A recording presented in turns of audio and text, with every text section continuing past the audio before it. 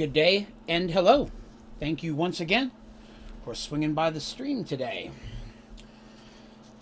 Today is episode 11 of our Mergeworlds Dungeons & Dragons story stream. That's a lot.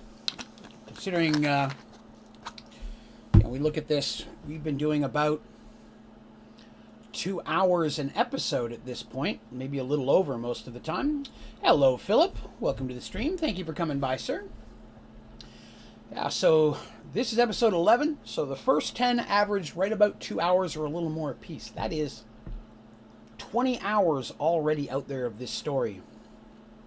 And, man, we barely scratched into it, to be honest with you. Everything that happens from this point is much more detailed than the first few episodes, so it's exciting to get into, some of the real, I call big stuff, I guess epic stuff, the stuff that determines everything moving forward.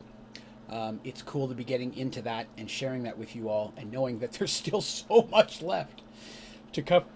But again, as usual, we'll give it a few minutes and allow a few people to slide in here.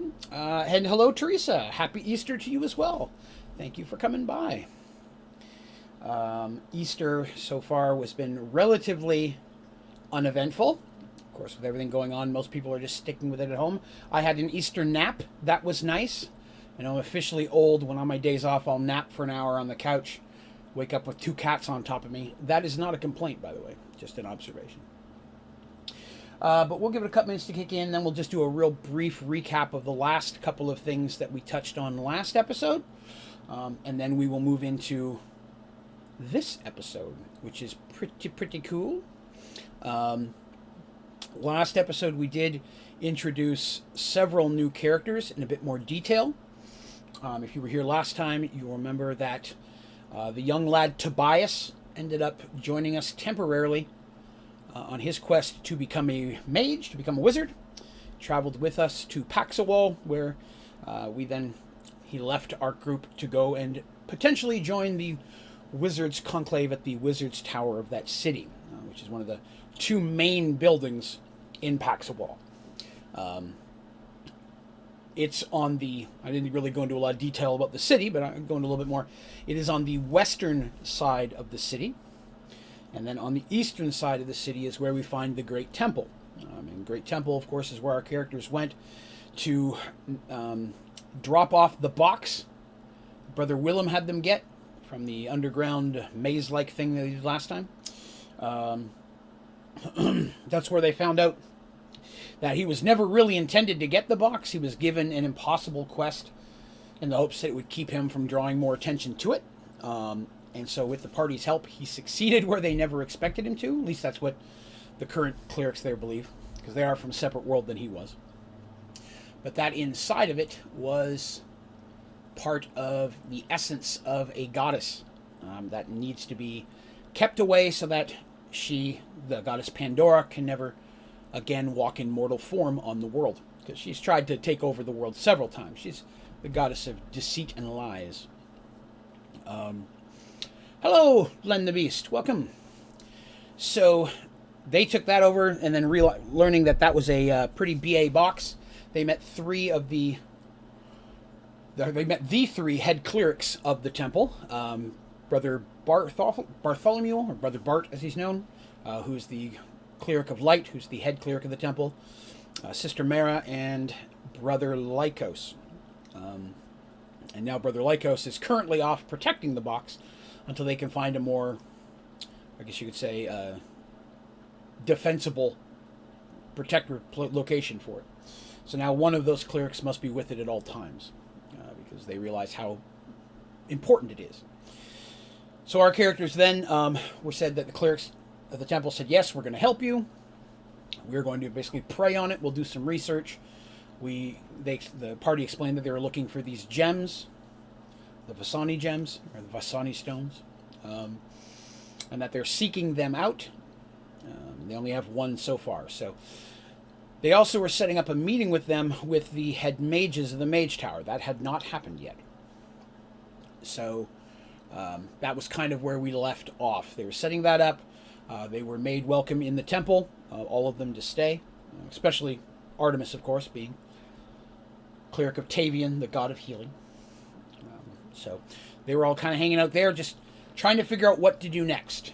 The temple was going to be looking in to see what they could find out information-wise, because, of course, they're very powerful in the city, and then setting up a meeting with them with the mages, which is where we're going to kind of start off today.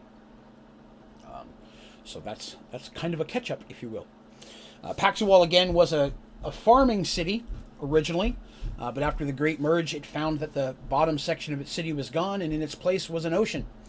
And so they are quickly adapting to farming in the north and fishing and trade via ocean in the south. They already have some trade agreements with Arduel, which is where Prince Christopher, our party saved him and his kingdom, to the east. And then there is another kingdom to the west on the other side of the mountain range named Thoramin. We haven't learned much about them, but that's something. It's a human kingdom, but they learned that that's also some stuff going on there. Darsh was excited to hear that there's also a Minotaur kingdom there's 3 islands in the south, down in the ocean, that are all Minotaur, and all 3 of them are from different worlds. And this is where, it's mentioned. Hey, how odd is that 3 Minotaur islands would all pop up really close to each other in the ocean? For this merge thing to be all random and grabbing worlds, that seems a little coincidental. And that, kind of was something that drew their attention. And they got that when they met 2 new friends in the temple, Zach and Twill, who is a Kender and a human, who are basically known as map makers. They've been traveling around mapping out this new world, and so they're always welcome in the temple because they're bringing incredibly detailed maps, and just kind of helping with the mapping of the area. So they're kind of welcome in any of the kingdoms at this point because they're openly sharing it. They're not trying to sell it. They're like, hey, here's maps of stuff, of what's around you. And in a world where everything's gone topsy-turvy, information is imperative. So I will take a sip of my orange mango drink, and then we will begin this episode. Most excellent. So the meeting with the wizards, they've arranged it was going to be a couple days later. So the party had a little bit of time to, kind of wander around the city and get their bearings. There's, of course, a lot of stores and shops and different things. They learn about that the city has a quickly growing navy, but it already had a very strong just army, military itself, because it was a pretty powerful kingdom on its original world. And with it being vast farmlands originally all the way around it, they had to have a lot of manpower to protect or defend that. So they have a pretty strong standing army. The Navy, they're trying to grow as quickly as they can, but again, when you're a city that was originally landlocked and suddenly you're on the edge of the water, that's a rush, but you're having to learn new things and put new stuff together. So they learn that there's a different military, they work together. As I mentioned last time, Paxawal is a democratic-led thing. There are different factions that have votes. There's the merchants guilds and things of that nature. The mages and the clerics each have 3 votes on the council, so it's run kind of that way. Very pragmatic that way. So there was a great marketplace, and that's where a lot of people come to make their trade. They did learn that the kingdom of Kronear, which is the Minotaur kingdom, has a section there as well. There's people there doing their wares. So they were looking around and kind of just investigating the city as a whole, which was, kind of interesting on their part, just to see what was all going on there. Darsh was very eager to learn if any of the islands and such on the Minotaur kingdom were from his homeland. It's the first real Minotaur-type settlements he's heard of since coming to this new world. I do want to quickly reference that a lot of times you're going to notice that I don't mention the names of the original worlds. Some of them have names, some of them do not. A lot of these characters are from completely different worlds in general. Even the party here, you got Mercy, Darsh, Artemis, and Dandy are all from completely different worlds. But I don't talk about the original worlds at this point, because right now it's, to be honest, not important. Some of them will be more important later, and we'll come in on those as it happens. But in the early days, since so many people are from so many different places, hey, just naming your world, does this sound familiar? In groups, or you show up in Paxawal and you're like, hi, I'm from this world. Do you know if there's anywhere around this kingdom where there's parts of my world? That's a very common conversation you have in any new organized place you show up, a city, a town, a temple. And so it's assumed that the party does that everywhere they go. I'm not going to touch on it. Every new place where they find somebody to ask, hey, have you heard of my homeland, my hamlet? Everybody does that everywhere they go. It's quite common. Even if a boat was to slide up in Paxawal and dock, they get off, they're like, hi, we just found your city. We're a boat. Have you heard of our land?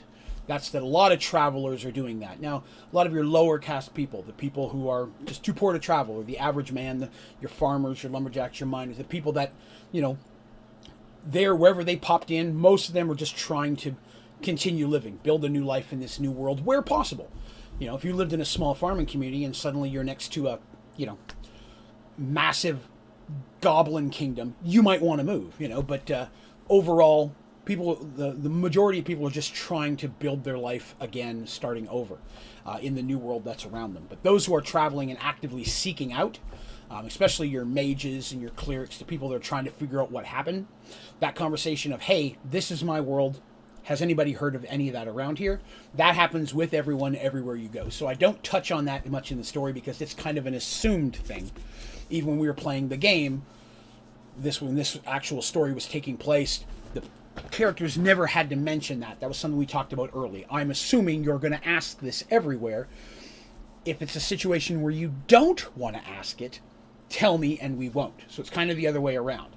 And there were situations when you're trying to infiltrate or you're pretending you're from somewhere you're not, get down in the story where they're like, okay, we're going in here, but we're not going to say where we're from. In those situations, then that conversation with the new people didn't happen. But the rest of the time, it's assumed that it did. So I did get asked a question about the original worlds. Will we find out where they're from and such? Down the road, we will some of them, and because it's more important to the story at that point. So they're bumbling around. Darsh finds out that the 3 islands themselves are not from his world. He does get that information, because that's kind of pertinent to right now. The Elven Kingdom that was far to the west of Arduel is not where Artemis is from, just to throw those 2 out. But everywhere else, nobody's come across anything from their homelands yet. So they spent a couple days around town, just looking for information themselves, hitting up different locations. Here's a bar, here's an inn where travelers meet. Traveling merchants may stop in the marketplace, so they're asking those who travel, hey, have you heard of this? Have you heard anything about the stones? And the stones are rough because you're trying to ask about them without giving them away. Have you heard of any weird occurrences? Any, powered things like, say, some type of monster, some type of military, some type of event that's obviously magical in nature? Have you heard of any of these things? Because they need to find this out, but at the same time, they don't want to draw attention to what they're looking for. The last thing you want is to tell the world, hey, there's a bunch of overwhelmingly powered rocks kicking around here somewhere, and if you get a hold of them, you can do super stuff with them. You don't want everyone to know that, because then everybody will be looking for them. We don't need that kind of competition. So after a couple days of just hanging around the city, they've been talking with Sister Mara at the temple. As we know, Brother Lycos is off protecting Pandora's box, and Brother Bart is been in prayer for the last couple of days. He's taken to his personal chambers, and he's just praying for guidance and looking to see if he can get any information himself, while Sister Mara and Brother Lycos have the temple as a whole sending their feelers out with their network of information and such, as well as searching their library for any references of the stones, Zoltan, any of the stuff that they can pull up. After a couple of days, they're called in by Sister Mara. That morning they wake up. Sister Mara's like, we've made arrangements for you to meet with the head of the Wizards Council today at the Mage Tower. All 3 of them, they would have been here sooner, but one of them was away researching something, wizard stuff. They didn't tell us. But all 3 of them returned, and they would like to meet you all themselves. We have only given them an idea, a glimpse of the story, because we felt it was better that they hear it in your words as you've lived it. Sister Mara says, I do recommend that you be completely honest with it.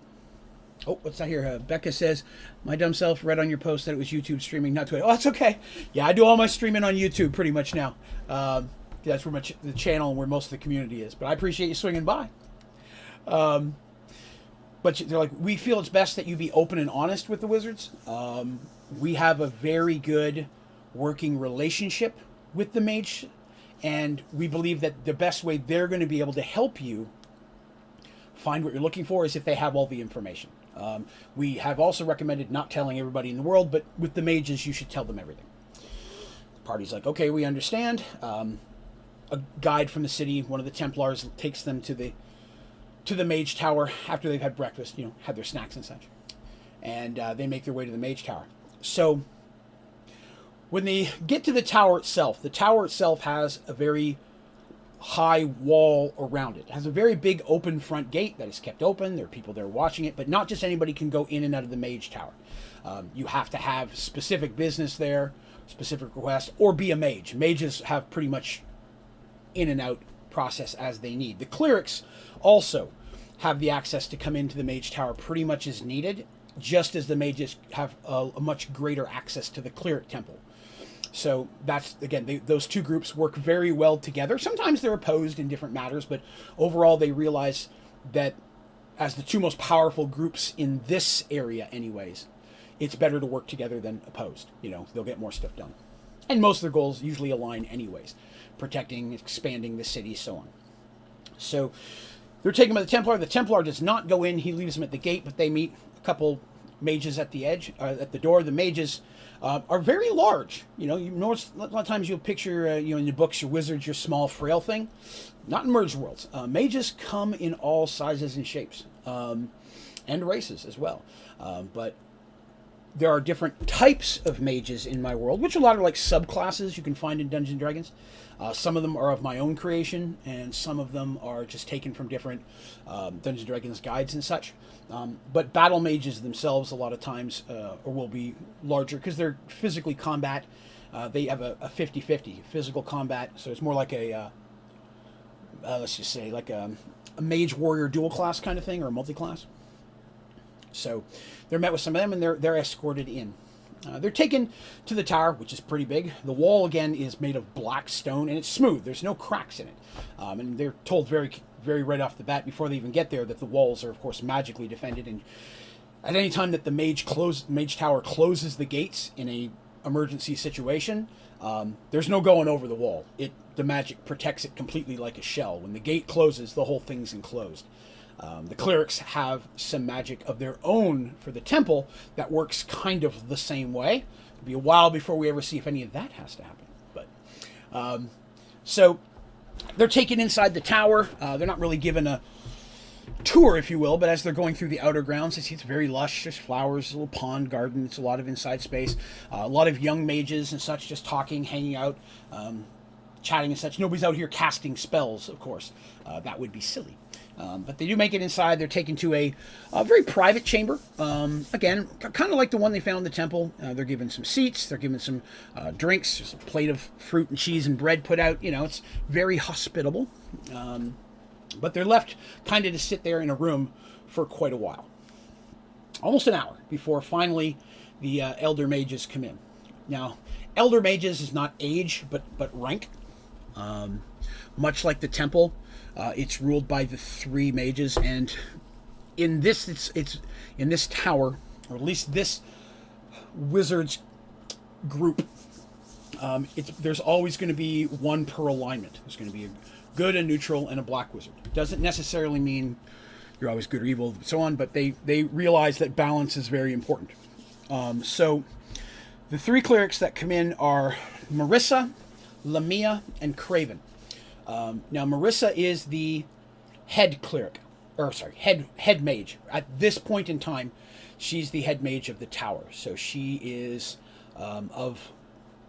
you say the good wizard, if you will. In a lot of Dungeons & Dragons stories, bad guys always wear black, neutral always wears red, so on and so forth. Mages on this world are not like that. You can wear just about any color you want. Sometimes the color you're wearing will point to different affiliations, different mage subsects or organizations. But there's no specific coloring. You can be a good mage and wear a black robe. You can be a bad mage and wear a white robe. There's not a lot of rules there. We learned that earlier when a white robe mage turned on the party, if you'll remember, back before the big battle there. So when they come in, this one's color-wise pretty much going to fall in the standard lines, though. Marissa, who is the head, she wears very light gray robes. Lamia, who is a cleric of the neutral affiliation, is a red robes, and Craven does wear black. But, of course, he's known as Craven the Black. Lamia just wears red. So they come in, sit down, introduce themselves. Marissa does most of the talking. She thanks them for coming in. They say they've heard a little bit of what's going on and what's happening, and they would like to hear the party's story in detail. They were warned again to be honest with them, and they were told that the wizards know about Pandora's box as well. So that's not something that they have to keep hidden. That's way too powerful for the clerics to at least not bring the wizards in, especially bringing that in there. Again, having that relationship in the city, it's important. So let's take a look at our clerics here. So Marissa, who is the head cleric, that's her. If you're new to the channel or new to the story, you'll know that I like to use actors and actresses or celebrities of some kind to give an example of what people look like. Sometimes it's not exact, sometimes it's close, but the concept there is that when I'm describing a character, what I see is what you see. So we have that same idea. So Marissa, head cleric, actually the youngest of the three by far, but because of her rank, very powerful. That is her right there. And then we'll take her down. And then next is Lamia, Angelica Houston. Lamia is the oldest of the three. And even though she's not the evil one, she's definitely the curmudgeon of the three. That's just kind of how that works. But she is Lamia, and she wears red. Coincidentally, I found a picture of her wearing red because I thought that would be fitting. So that is Lamia. And that's Brother Lycos. That's the wrong one. And Craven. There we go. I think we all know Craven. He's a villain 99% of the time. But again, I want to clarify that just because he's the evil wizard and he wears black does not necessarily make him a villain per se of the story. It just means that his goals and aspirations align better with that alignment than the others. It's important. There's not a lot of clear-cut good and evil in Merged World. Some of the best people do the worst things. So those are our three mages here. And again, they're important. They're going to be here for a while. That's why we've got pictures to show them. So the party does exactly that. They go through the story, giving as much detail as they can, talk about their friends, everything that happened since the merge. Zoltan, the demigod, giving them the quest, all the way up to the stones. When they get up to the stones, they explain that they have one. It's attached to Artemis's staff, if you'll remember. She merged it to that, so her staff is very powerful. They ask to see it. She offers them to take it. They do. They inspect it, so on and so forth. They don't cast any magic on it. They're not doing that, but they do. Then return it to her, and they go into great detail. And they're taking notes, like they're listening specifically, and they do very little interruptions, except for occasionally to stop and, hey, can you clarify this? What did it look like? That kind of a thing. So once the party goes through their whole story, and they're like, so that's what it is. We're looking for these gems so we can get these artifacts back, so we can try to fix the world. And get the gods back access. The mages are very, very interested because, all this happened through magic. Hearing the story of Rafe and Nylat and how all this began answers a lot of the questions they've had since the merge. They've been working trying to figure out what's caused all this themselves. And while they've come across different clues, getting that specific order of events is really going to help them with what they're trying to do. Figure out the order of events, what caused it, what type of spells, what can fix it. And so they're very, very appreciative of that information. That helps them a lot. They do ask some random questions of the group. They talk that not only have they, done this, they've done a little bit of their own magical spellsy stuff over the last couple days. Another reason why they didn't see the party right away, they actually sent some of their people out to investigate some pieces of the story they were given. Find out, was this true? Did this really happen? Kingdom of Fireman exists. They know about Kingdom of Firemoon. They know about Arduel. Reach out to Prince Christopher, who's now King Christopher. Did they really help you get your kingdom back? They were honest. They're like, we sent people out to find out whether or not you're lying. And everything that's come back to us is that you're telling the truth.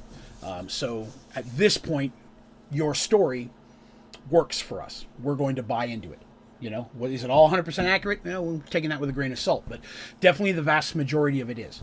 And all the story you just told us matches with the events we've already researched. Lamia even mentions at one point that they even confirmed with Tobias, who that has been accepted into the tower. In fact, he is currently working under her supervision, not her direct apprentice, but within her group, if you will. Again, neutral. He's stepped into a neutral role. So he is now an official apprentice under one of Lamia's minorlings. And they questioned him as well, found what they've learned of him in the story. That part was true as well. So, we are definitely going to help you. These are magical artifacts that you're looking for so that you can find more magical artifacts. Now, that's right up our alley, and we would definitely like to see some of these things, but we are, as much as, of course, we'd love to get our hands on some magical artifacts, for many of us, finding a way to reconnect with the lands that we're from and the people that have gone missing is important to us as well. So we're going to assist you, at least for the time being, with the assumption that you're going to get these artifacts and keep them or return them to this demigod, although none of them have ever heard of Zoltan.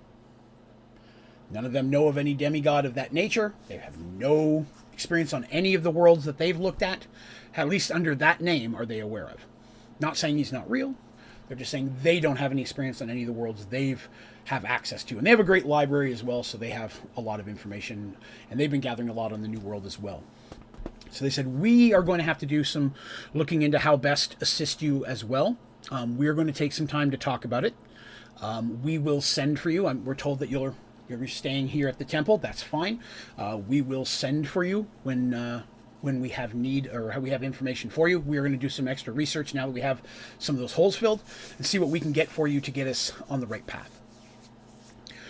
Party's appreciative. They head back out. They're escorted out of the mage tower. They go back to the temple. A couple of more days go by. Now, right now, a lot is not happening action-wise because there was a lot of political meeting of people and such and setting the stage for the story. That some of it ended up working out down the road. Some of it ended up being kind of we never really developed on. So I'm not going into a lot of that. The important stuff I'm touching on because we're going to be working on that for a while in the story. So after a couple of days, it's about midday, they're having a lunch outside. There's a small, you'd say, inn not far from the temple that they found they really enjoy the food, and it's nice to get away from the quietness of the temple, especially for folks like Darsh and Mercy, who are a little bit more rowdy and boisterous. They like to eat out there, so they'll hang out there, and then sometimes they'll wander off on their own, search the city, look for things, talk to people, get as much information as they can. Try to build their own set of contacts. For those of you who've just tuned in, I guess I should mention our four main party members is Mercy, a female human warrior, Darsh, a male minotaur warrior, Artemis, an elven female cleric of healing, the god Tavian, and Dandy, a Kender female rogue, for all intents and purposes, or thief. So Darsh and his three ladies, although they do most of the work. Darsh is a big dude, but a lot of the real political stuff comes from Artemis and Mercy. They do a lot of that, so they work real well together. So they're at their inn, and they're thinking, okay, I'm going to go look at this today. I'm going to go talk and do these things. Well, they're getting ready to do that when a Templar comes in from the temple and knows they're there, comes to them and says, introduces, hi. They know him. His name, we'll call him Bob. It's whatever. Anytime I don't have an important person, I'm just going to call him Bob. So Bob the Templar is like, hey, I've been sent to get you. It's been almost a week and a half, but Brother Bart has come out of his prayers or self-isolation and has asked to speak with you immediately, and I've been asked to bring you back to the temple. Party's like, oh, okay, definitely, we'll do that. So Bob takes them back to the temple. They get in there. Sister Mara is waiting for them almost at the front gate. Again, they've not seen Bart or Lycos since that first day. Brother Lycos is supposedly still out there taking care of Pandora's box, and Bart has been basically locked in prayer. And they're taken to that room where they first met where they first talked to them. And Mara's sitting with them. Sister Mara says he's going to be here in a moment. He's having a quick bite to eat. He hasn't eaten in a week. That's normal. He's fasting. He's in prayer. But he has some important news. So after a few minutes, Brother Bart comes in. He looks a little ragged. Again, not like disheveled. He's not shaved, that kind of stuff. But he's literally just been straight in prayer and fasting, living on just a little bit of water. Entering into basically a magical type prayer, trying to directly commune with his God, or goddess in this situation, the goddess of light. That is something that very powerful clerics can do. It's been much harder since the merge happened, because again, the world has been locked off and the gods they can send their magic through somewhat to be able to grant spells, but they have a very, very difficult time directly communing.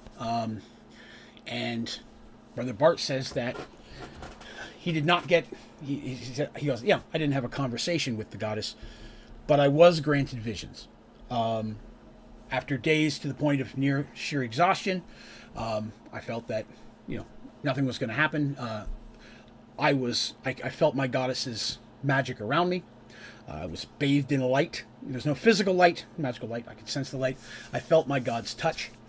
And at that moment, I was given visions. I do not know what they mean, but I know that they're directly something important based on you. This is something that affects you and that I need to give these messages to you. I saw in my mind's eye 4 stones. Kind of. I saw a blue stone. And around it was a blue of a darker color, just a swirling blue around it. And it was cold, and it appeared to be dripping, like a wet stone, like it was in a room of dampness and moisture was falling off of it. And around it was just a swirling blue. He said, I also saw one that was red, and it was bathed in flames. But in the center of it was a pupil, like it was a flaming eye. But the flames themselves were surrounded by green, like a dull green in the background with a flaming ball in front of it with the red stone. The third that I saw, I couldn't see. I could only sense it. And I know that that stone was in a place where even the gods can't walk. He goes, what that means, I don't know, but I sensed that was the third stone is in a place where even the gods can't walk. And then the fourth stone itself had a color of changing from like a whitish to a blackish, back and forth, kind of like a swirling inside of it. And the coldness I felt off of it was enough to, I thought I was going to freeze instantaneously to death. The cold would kill me. And I knew that that stone sat where the Lord of Death sits. I don't know what this Lord of Death is. It's not a term. These are words that came to me in the vision. These words matched with these images came to me. And then when I felt the cold was going to just completely take me out, that I wasn't going to be able to take it a moment longer, I felt the light again flash around me. I felt the warmth of my goddess, and then it ended, and I found myself on the ground, barely able to move. It took me a while to gain the strength just to be able to reach out and get some water and then finally call for assistance. Because Bart's old. He's an old guy. It was a lot of magical strain. And you can imagine if the gods are having a hard time getting through, God had to throw some serious mojo behind that spell to be able to get it to him at that point. Which A, means it's important, which to Brother Bart means, yes, we're doing the right thing helping you. And 2, this is serious business. So he says, those are the four images I was given. He goes, I don't know which stone's which. We can assume if the one you have is a life gem, it's a greenish color. But the bluish one was wet. The party's talking it over with Bart. Okay. Water gem. We know that some of these deal with the elements. That makes sense. Red one, fire. Easy enough. So water and fire gems. Makes sense. The third one, we don't know the color. We can only sense the stone, and we knew it was where, of course, as we mentioned, where even the gods can't walk. No idea what that means. He's already got people working on it. Sister Mara and the party, they don't have any idea what that means. And then the fourth one, as for where the Lord of Death sits, there is no Lord of Death that they're aware of. There's a god of death. Grab the name of the god of death here. I don't want to butcher it. Helena is the goddess of death. And so he said, but the image in the aura I felt was purely male. So it was not Helena that it was speaking of in that image, but a lord of death, of which I have no idea what that means. These are things that we're going to have to research and look into it. But I know that these are meant to guide you. These are meant to help you get to the stones that you're looking for. I have to rest now. I'm really, really tired. But I'm going to, we're going to do everything we can to help you. Sister Mara is like, because she hadn't heard this yet either. She's like, wow, this is pretty big. A god specifically reached out and touched you. For the first time since the merge, have any of them ever been able to directly commune with one of their gods? So that's a big deal to the temple right now. And that's something that they say, we're not going to say what we heard, but we're going to let all the clerics around here know that we were successful. That's going to be a big boon to the faithful. Hey, a god has actually reached out and spoken to the first time in forever. That's serious business. We're going to make sure that spreads. As to what the message was, it was only meant for Brother Bart, which everyone can understand. He's the high cleric. It came from the goddess of light, the most powerful of the good gods. So of course it would come to him. But that's going to be a big boon to the faithful. And that's something that they're going to be happy about. So Mara's going to see to that. The party has now got another direction. We have to look and see, okay, now that we have these images, we have these visions, we have something a little bit more definitive to ask for. Hey, have you heard of anything about fire in green? Have you heard anything about blue? How about a place where gods can't walk? Have you heard anything about a Lord of the Death? Still very, very vague, but it gives them something to start talking about. Start asking around, and something for the temple and the mages to research. Mara says that they will have that information sent to the mages immediately as well. So we then enter into another time period where the party is left kind of waiting to figure out what's happened. Now, while they're in the city, they've been able to upgrade some of their gear. The temple has made sure that they're well armed. They've got clothing, basic supplies and stuff, and they're packed ready to go should any information come up about any of the stones. The moment that goes, other than like food stuff, they'll get that immediately. But they're ready to go should that time come, because they're basically just sitting on their hands, and it's starting to really, really wear on them. They're starting to get very, very irritated about it, because this is the longest period they've gone without really having a directive since they met Zoltan over a year ago. Finally, there's a breakthrough in the case. They're brought to Sister Mara, who Brother Bart is there as well, but he's looking much better now. It's been a few days. And there's another gentleman there that they don't know. Now, this man is well armed. He has armor on, not like huge shoulder World of Warcraft, but he's in and you can tell that he's a man of rank. And real quick, let me grab his name so I don't give you the wrong one here. His name is Jax. Jax. Jax Ironstar is actually his name. And he is head of the Paxawal Naval Forces. And he's there to tell them, I don't know if this is what you're looking for or not, but we have been having issues over the past, we'll say couple of months, but over the past couple of weeks, they seem to have been increasing. We have ships now that go out, we're doing trade, and so on and so forth, as well as, just seeking information. Are there other cities and countries and such we might be able to trade with? What else is around us? So they're doing investigative stuff as well as just regular business stuff, as well as protection stuff. So the Navy's kind of threefold there. With this ocean that they have that never existed before, that's a lot to research. They found the Minotaur Islands. Are there other islands of something else out there? And he states that occasionally some ships had gone missing.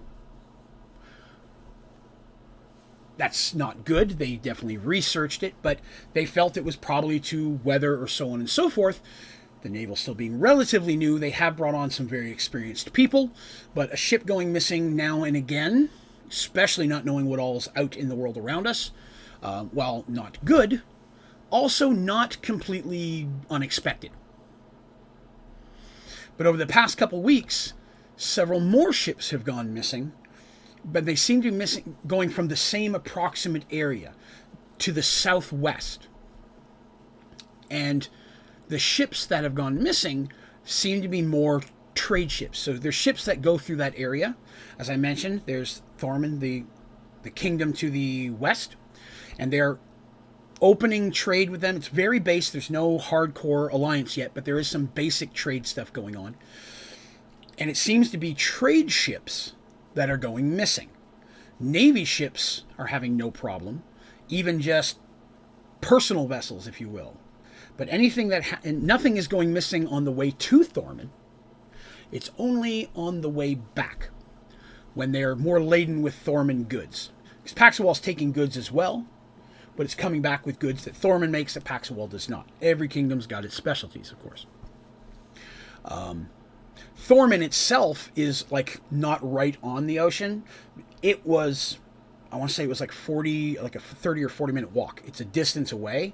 They've built down to that now, and they already had some small in the ocean, because the water was south of Thorman on their original world. But now on this world, it's a much bigger ocean than what they had. The water is definitely different, but they already had somewhat of a navy, although it's the smallest of the three kingdoms of the south. So Paxawal, Arduel, and Thorman. Thorman is the smallest. So they're like, we think something is going on, and we're not able to find any remnants of the ship. No pieces, nothing that would imply some type of storm. There hasn't been any bad weather in that area. It seems at this point that it's seeming more targeted, which of course makes us think, A, pirates, which is an issue, who hasn't had to deal with pirates? Which is something they've not had to really deal with up to this point, but I'm sure they're out there. And then the second issue is, of course, what if it's not pirates? What if it's something worse? You got your sea dragons, you got water elves. There are other things that live in the sea that could be causing a problem as well. Sea dragons being the worst case scenario, of course. So they are going on, if you will, an expedition into that area, several military vessels, or naval vessels, to try to see if they can find some signs of what's going on. The party has been invited to come. And they say that because you're going to go a little bit deeper south into the ocean than they normally would have traveled. Deep oceans, blue water, okay? I think we've all seen where this was going to go. This shouldn't be a surprise to anybody at this point. But the first image, clearly, even they thought this is going to have something to do with water. Maybe it's on a boat. Maybe it's something powerful is being able to take out their ships and not leave a trace. So what if it's somebody or something that has this water gem you're looking for? If it's the water gem in general. Who knows? It's blue. Is the blue the water gem? We don't know. Zoltan did not give a chart what color means what. It's an assumption. The party's like, hey, we'll take it. We've been here for several weeks now. We've had no other leads. Yes, 100%. We're happy to go with you and do this. Darsh especially. Darsh, again, his Minotaur homeland was a seafaring race. His family were merchant lords. They had ships. He grew up on ships, so he loves the ocean. That's his thing. He always hoped to have his own fleet of ships one day, be a merchant lord like his family was. So he's all aboard for that. All aboard. Boat humor. Although it's more train humor, but still. Works for me. So, as I said, the party is packed ready to go. Temple sees that there doesn't have to give them any food or anything. The ships are well laden. They're leaving the next day. They get a good night's rest. They get what supplies they need, sharpen their weapons, excited, getting ready to go. That evening, they do decide to go out and make sure to grab a couple little things. Dandy wants to go out and pick up a couple other things. She has now successfully rebuilt her hoopak with materials and such. She found a smith who was able to make her the metal piece. If you remember, hoopak. Kender weapon is a staff sling that's forked at the top with, like a slingshot part at the top, more of a staff sling part. The top part unhooks. There's a metal spike normally on the bottom that comes off, and it becomes a blow dart. It's hollow inside. Hers was lost during the Great Battle with Fire Moon back in the day. She almost had one built till it got broke. Now she's had to make one. She was able to get a silver tip on the bottom, which is something that she's wanted for a while because, Why not? Silver, while not being strong as some other metals, does work against certain type of undead lycanthropes and things of that nature better. She understands that, so why not, right? Luckily, they've got a pretty powerful cleric in Artemis at this point. The group has definitely leveled up since this all started. But it doesn't hurt to have a little bit of extra stuff going on. And she's got some sling bullets of different types. She's got some silver bullets. She's got some steel shot. And then she just has some bags of stones as well for, needed reasons. But she's out, and she's going out there, and she's going to pick up the silver shot that were being made for her. She found a dwarven smithy who is working in the market, and she picks those up and pays a good price for them. Nobody wants a Kender around your goods, because a Kender will steal your stuff. Not that Kender are evil. You don't know Kender are. Kender just steal stuff without realizing it. They'll find it in their bag and like, oh, look what I found. They just don't think about it, but they're very, very light-fingered. At the same time, majority of Kender being very good-natured, it doesn't cross their mind to cheat you. Not even one to haggle. You're like, hey, this 5 gold piece bag of silver shots worth 100 gold. It's like, oh, what a bargain. I've got 100 gold. So in that regard, they're enjoying that because she will come off top price for whatever they want. And they make her good stuff because why not? She's an ally of the temple. Their name's gotten around town a little bit at this point because they're always hanging out with the temple and such and asking questions and Templars and such. That gets around. And so she's picked up her silver shot. She's happy with it. She's excited. She gets to go on an adventure tomorrow because this has been rough for Dandy. Investigating a whole new town was fun and stuff for a while, but she was starting to get bored, and there's about nothing more dangerous in the world than a bored Kender.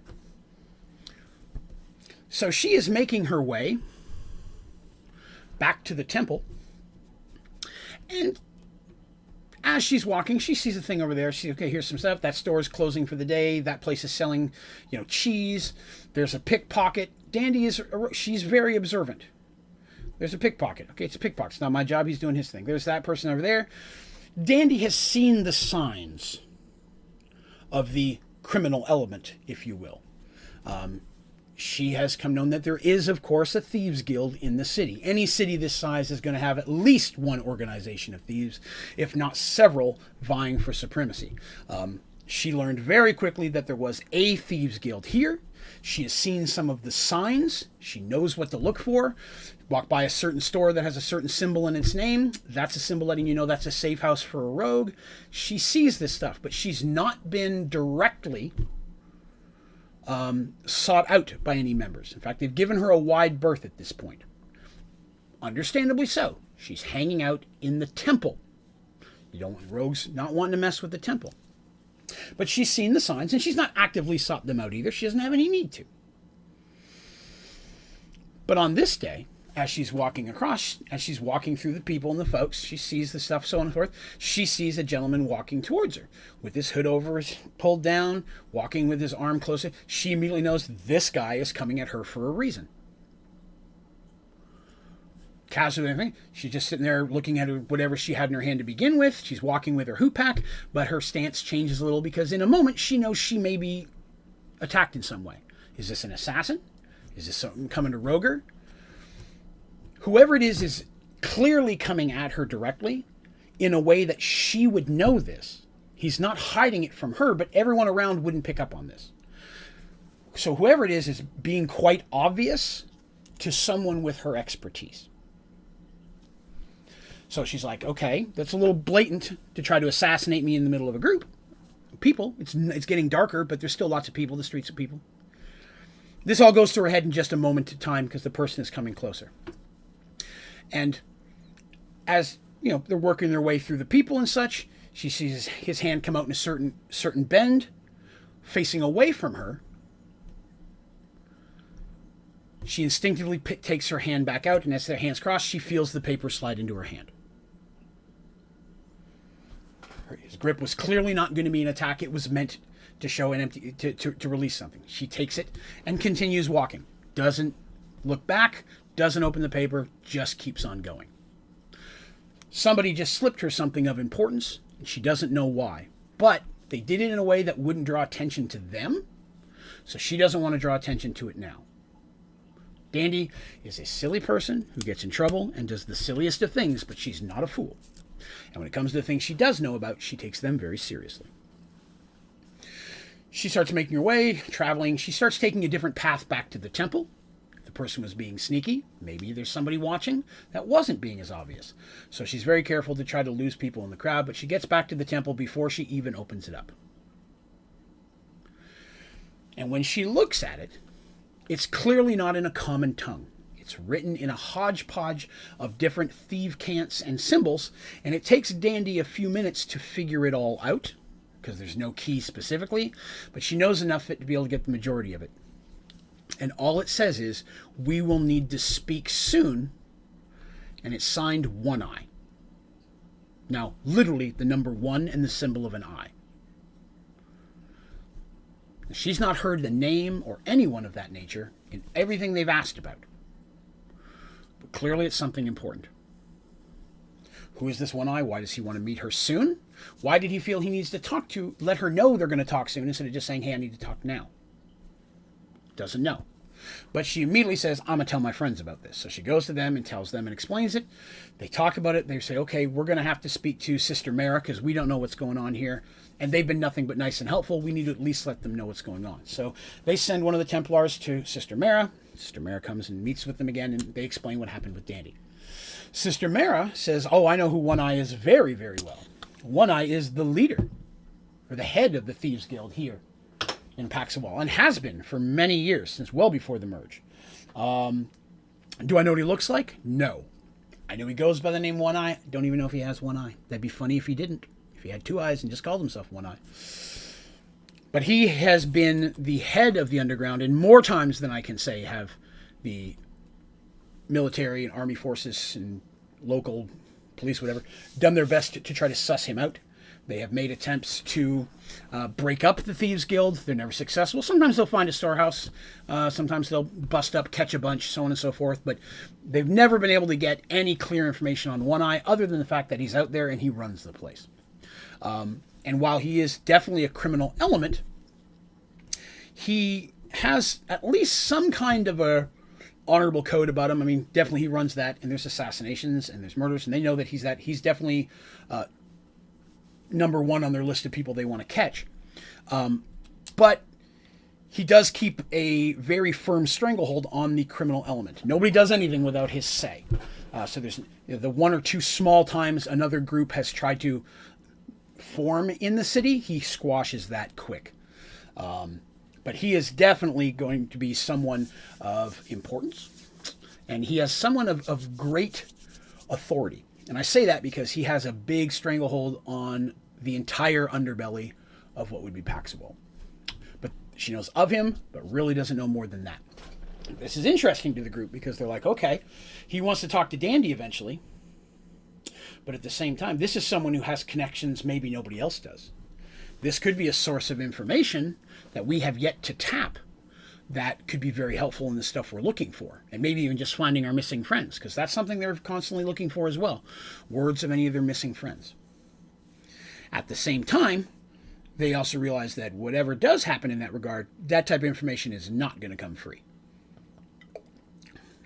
So that in itself is a concern.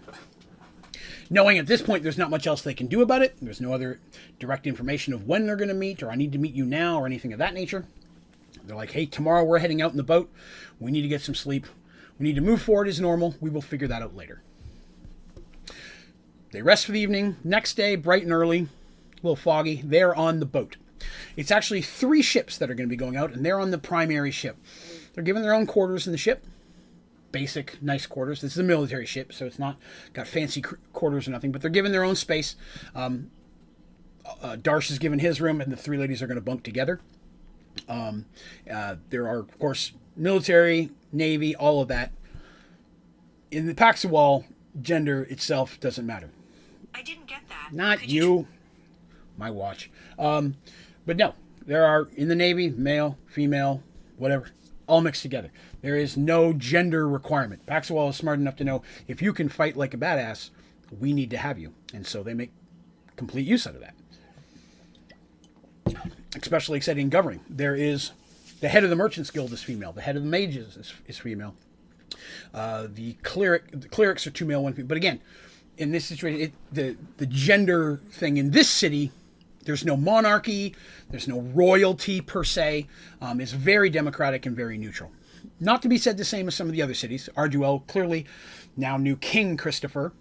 It's definitely a monarchy that was read through noble blood, so on and so forth. But there are kingdoms of all type on Mergeworld. But Paxawal, down the middle, they don't care. If you can fight, then you can join the military. So the ship itself, everybody bunks out, but these guys, the party themselves, were given 2 specific rooms. Darsh was given his own, not because he's a dude, but because he's big, and he's really not going to fit in a room with anybody else. Darsh is well over 7 feet tall, not counting the horns. He's a big guy. The boat set sail. Now, again, there's no specific area that they think things are, but they're going to go to where the ships, at least that have gone missing, were traveling through. You know, because the ocean is so vast and undiscovered at this point, the routes that the ships have been using to travel back and forth. Because again, remember, imagine if the ocean is along the bottom, right? Here's land, then the ocean. Paxawal's on the bottom, right? Arduel is over here on the shore. There's a bunch of land in between. Then there's Paxawal, some land, big old mountain range, and then Thorman over here. All 3 of these are on that ocean. The ocean just goes really, really far. At this point, from what exploration they've done, they've yet to find the other side. They have no idea how large this thing is.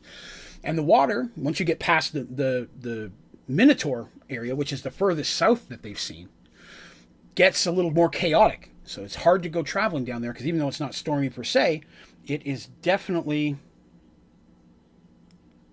sorry, got a message. It's definitely chaotic, and it's not very good travel. So the ships have very specific courses they take. Don't hit rocks. Here's where the water's good. Currents, things they discovered over this period of time. So they have an idea of where the ships should have been traveling.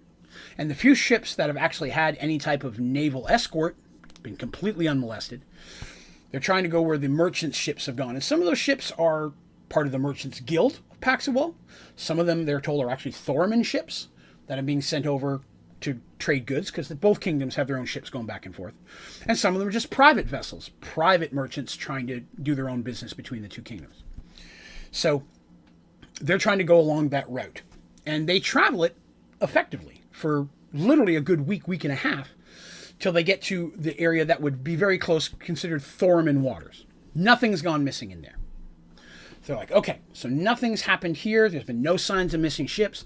They've passed a couple ships, going one way or the other at different times. No, they stopping, talking to the ships. Nothing's happened with them. So they're like, okay, we need to go further then. We're going to try to go south. And their concept is to just kind of crisscross back and forth for 30 days. Going a little bit further out each time, trying to widening that arc. But again, as I've mentioned before, if you're new to this, on Mergeworld, the stars don't move. That's an important piece of information that the party found out very early. In this new world, while the sun crosses east to west like normal, the stars themselves don't move. So it has completely changed the way navigation works. And it's all the stars and constellations and such that are up there are completely different than what anybody has seen before. So they've had to completely relearn how to navigate on the ocean. It's hard enough on land, but on the ocean is way worse, which is one reason they haven't gone really far into the ocean, is the fear of not being able to find their way back. They're having to relearn navigation from scratch. Of course, they got a lot of smart people working on it. They got the mages. In fact, on this ship, they meet a smage. I call them smages because it's fun, but it's actually a sea mage. It's a mage specifically that it's magic based around sea. You find them on boats and ships. You'll find them in the Navy at different times. But they have a lot of spells that are very beneficial for living on the ocean. Some of them, you may find a sea mage has their own ship. Spells like being able to make the ship wind, battle, things of nature on the ocean, weather control. They are very, very great to have, and any ship that can hire a sea mage will do so. Every Navy ship of Paxawal has at least one that is represented by the mages themselves. That's the mages put them there. The Navy doesn't pay them.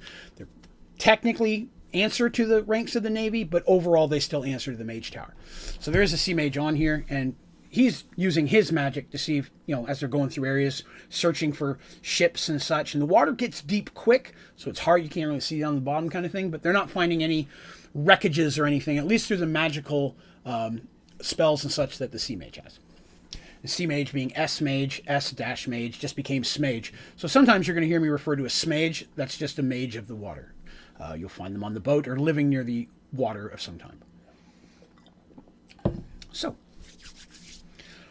they've been out for about 3 weeks. 3.5 weeks. Somewhere in there. Yeah, time flies when you're bored out of your mind.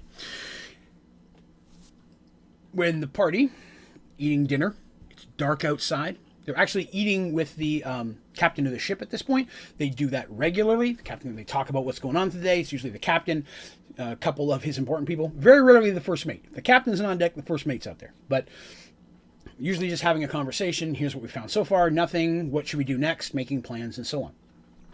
It is during this meal where they're talking and chatting, and they keep smacking Dandy's hand because she keeps accidentally trying to steal the silverware, and then Mercy and Artemis keep giving Darsh bad looks because he's just not paying attention to eating food and stuff tripping off of his chin hairs because Darsh loves a good meal.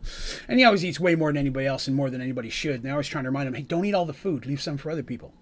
But when Darsh gets going with a tasty meal, it's hard for him to pay attention. So he's munching along. When the door knocks open, captain says in, the first mate comes in and says, sir, we have sighted land in the distance. This is big news. They did not know of any islands in this area. Granted, they're traveling through waters they don't normally go through. He's like, how big is the land? He said, it's a fair-sized island, Captain. It's fairly large. It's something that, coming through these waters, we would have seen before. But they haven't. According to their charts, which they immediately start checking, Navigator comes in, they're looking at that as well. Did we somehow get off course? Are we where we're supposed to be? They determine, takes a little bit of time, but based on these star charts and the stuff and the new forms of navigation, no. They're where they're supposed to be. There's just an island there that wasn't there before. Captain immediately calls for all stop. All 3 ships, slow down, bring in the sails. It's dark out. He says, we're going to basically stay where we are in sight of that, and we're going to watch it. Because, A, if that's a moving island, we need to know that. B, I don't want to come rolling up on that at night in case that's not just land. There could be something else there, you know? This is a whole new world. Who knows what type of creatures are up there? The party is very excited. They try to get some rest that night, but it is determined by the captain that they are not going to move forward unless, A, the island does something strange, like move, or they hear weird noises. There's no light that they can see on it. There's no fire, nothing that shows the distance that they're at. They're not really seeing anything. Sea Mage throws some magic spells out. Nothing coming back is unusual, but he says, yes, from everything I'm seeing, it's not an illusion. There is literally an island out there. And it does, I mean, he can sense living, you know, trees. You can see the trees in the distance, but he doesn't sense, like, it's alive. You know what I mean? He's not sensing a large living force, although his spells are...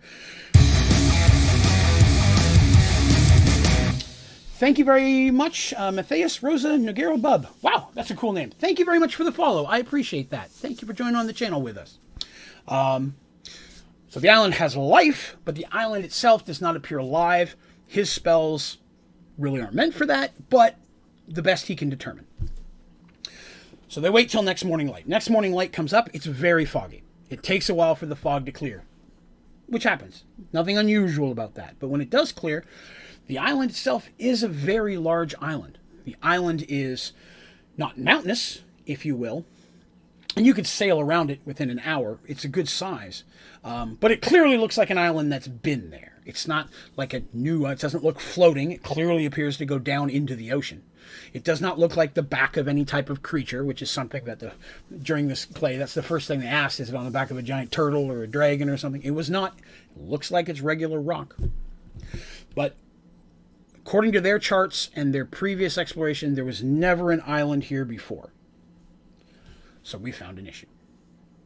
So at that point, what happens is they're like, okay, we need to get in there a little bit closer. 2 of the ships are going to kind of hang back. The primary ship is going to move forward. And I keep getting all these notifications here. I will fix that in a minute. So the main ship is going to go in. It's the best armed. It's got the most amount of soldiers, military, navy, whatever you want to call them, on the ship. It's also got the party, and it's also, each ship has a sea mage, but their most powerful sea mage is on this ship. So they decide they're going to go in, not get super close, but they're going to try to go around the island to see what they can see. They do that, they get traveling, and they make it all the way around the island, like I said, in about an hour or so. They're not really hoofing it fast. They're trying to get a look. There's no signs of any type of civilization on the island. It's very lush. There's clearly trees there. It's just like a regular island. There's sand leading up to it, then it goes up, and then it's just very thick trees. Some animals, normal animals you'd see on an island, birds and so on, a boar, whatever. You see them running around, so it's very clearly a normal-looking island for all intents and purposes. No signs of structures, no signs of anything humanoid. No boats, no old trees, no fire pits, nothing that they can see, at least on the shore. It's not a mountainous island by any means, but it is very hilly in the center. Again, you can picture it's a good size. I mean, you could cross it very much so, but it's very hilly, but it's not like a jagged peak. But it is lush, and it's not like a perfect dome. It's, natural looking. It's not funky by any means. So it's determined, okay, well, do we go ashore? The captain determines that they should. This is clearly outside of the ordinary. This is the first anything they've come across of this nature, and he can't just leave a new island there without explaining anything. But again, it's discussed. Could this be part of the merge? Could other parts of worlds and land still be popping in? They haven't seen any signs of that. No one's heard of new lands since the merge just popping in, but the merge is an unnatural event of high magics. Who knows if there's aftershocks or things are changing? So that's something that they feel it's important to check as well. The only concern they have is if this island did just appear, will this island just disappear? And if we're on it, are we in trouble? So the captain determines that he's not going to send a large force. He's going to send basically 2 groups of 10. The party, of course, immediately says, we want to go as well. A, we've been cooped up on the ship for several weeks now, and we're bored with it. But B, this is the first thing that's come out, and we want to go out there and investigate, because this isn't normal either. And Dandy, of course, is ecstatic with a possible magic island. She said there could be magic trees. She might find a magic pineapple. Who knows what you could do with a magic pineapple? Darsh assures her there's probably not magic pineapples, which immediately makes Dandy wonder if Darsh is trying to hog all the magic pineapples for himself, and will definitely be watching what he has on his plate for dinner tonight. Magic pineapples. But they go ashore. By this point, it's about midday, noonish, if you will. Took a while for the fog to clear. They booked around for an hour. Now they're ready to go onto the island. So the first mate is leading one of the groups. Second mate is on there. The captain's staying with the ship. They felt that's the best thing to do in this situation. So hold on one second here. Whew, I'm getting notifications like crazy on my watch and on my phone. I apologize. The world's got busy all of a sudden. So they are making their way. They're parked off a while. They've dropped anchor. The other 2 ships, they've signaled to them. The ships have moved in a bit closer, but they're staying spaced apart in case anything does happen. Dragon flies out of the trees and starts shooting fire. They don't want to all be sitting next to each other. So they're within sight of each other, but they're spacing themselves out a little bit. So they're going. Darsh, Mercy, Artemis, Dandy, all on the ship. The Sea Mage is going with them, with the groups on this ship. The other 2 Sea Mages are staying there. But really, the only mage they have at this point, other than the other 2 Sea Mages, he's going to go as their magical assistants. So they hop on a couple of boats. It's basically 4 boats, because Darsh is big and almost fills one. And they make their way to the shore, pull the boats up. There's no issues getting on shore. Okay, nothing weird happens, nothing magical. It's just like pulling up on a regular, mysterious new island that popped up out of nowhere. They decide that the first thing they do is going to just kind of search around the area on the shore. They couldn't see anything from the boats, but maybe now that they're up close, they can find footprints, something. So the groups don't want to split up completely. So our friends, our group of party, hooks up with the first mate and his group of 10, and the second mate and his group of 10, so 11 total, are going one way, they're going the other. So Darsh and party, they're all going to stay together. As they're passing along, they're looking, they're not seeing anything normal. Now, of course, they warn Dandy, don't go close to the trees, we don't know what's in there. So immediately, the first chance that she gets, Dandy's right up on the trees. Never tell a Kender not to do something. Darsh, frustrated, just trying to keep an eye on her, but they're all, looking, mage casting spells. Everybody got their weapons ready just in case. And Dandy's just kind of bumbling along the trees, looking in. She's not going in. She's keeping an eye on her friends, because she's excited, but she's also worried about her friends. Want to make sure they're okay. And if you'll remember, we talked about a couple episodes ago that Dandy really starting to grow a concern for her friends, more so than the average Kender could. That fear of others has become very, very big to her. Especially since she's already lost Michael and the rest and their friends, Shadow and Willow and Zarin and Fig. Since they've gone, she's worried about her friends. She doesn't want to lose any more. So normal instincts to go dashing into the trees to see if she can find the magic pineapples.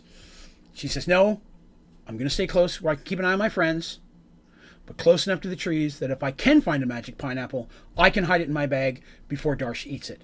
Because who knows what happens to a Mentor when he eats a magic pineapple. He could smell funny forever, and she's just not willing to take that chance. She cares about him too much.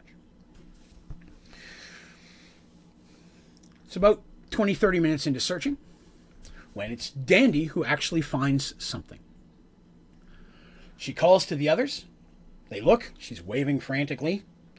Darsh and friends, and followed by everybody else, comes rushing up. They're spread out, kind of combing the beach. But they come rushing over quickly, make sure she's okay, but clearly she's not got her weapon out. In the trees, she found a broken crate. A wooden crate, just cracked in half. Whatever was in it is gone. First mate, looking at it, says, this is clearly a crate that came from Thorman. It has the symbols of it on it. This is something that either one of our ships picked up from Thorman or a Thorman ship was traveling with. This is a Thorman crate. So somebody's been on this island at some point. This is their first real big clue. With it being just a little ways into the trees, like I said, she noticed it. It's about 5 or 6 feet in looking into the trees. It wasn't visible from the outside.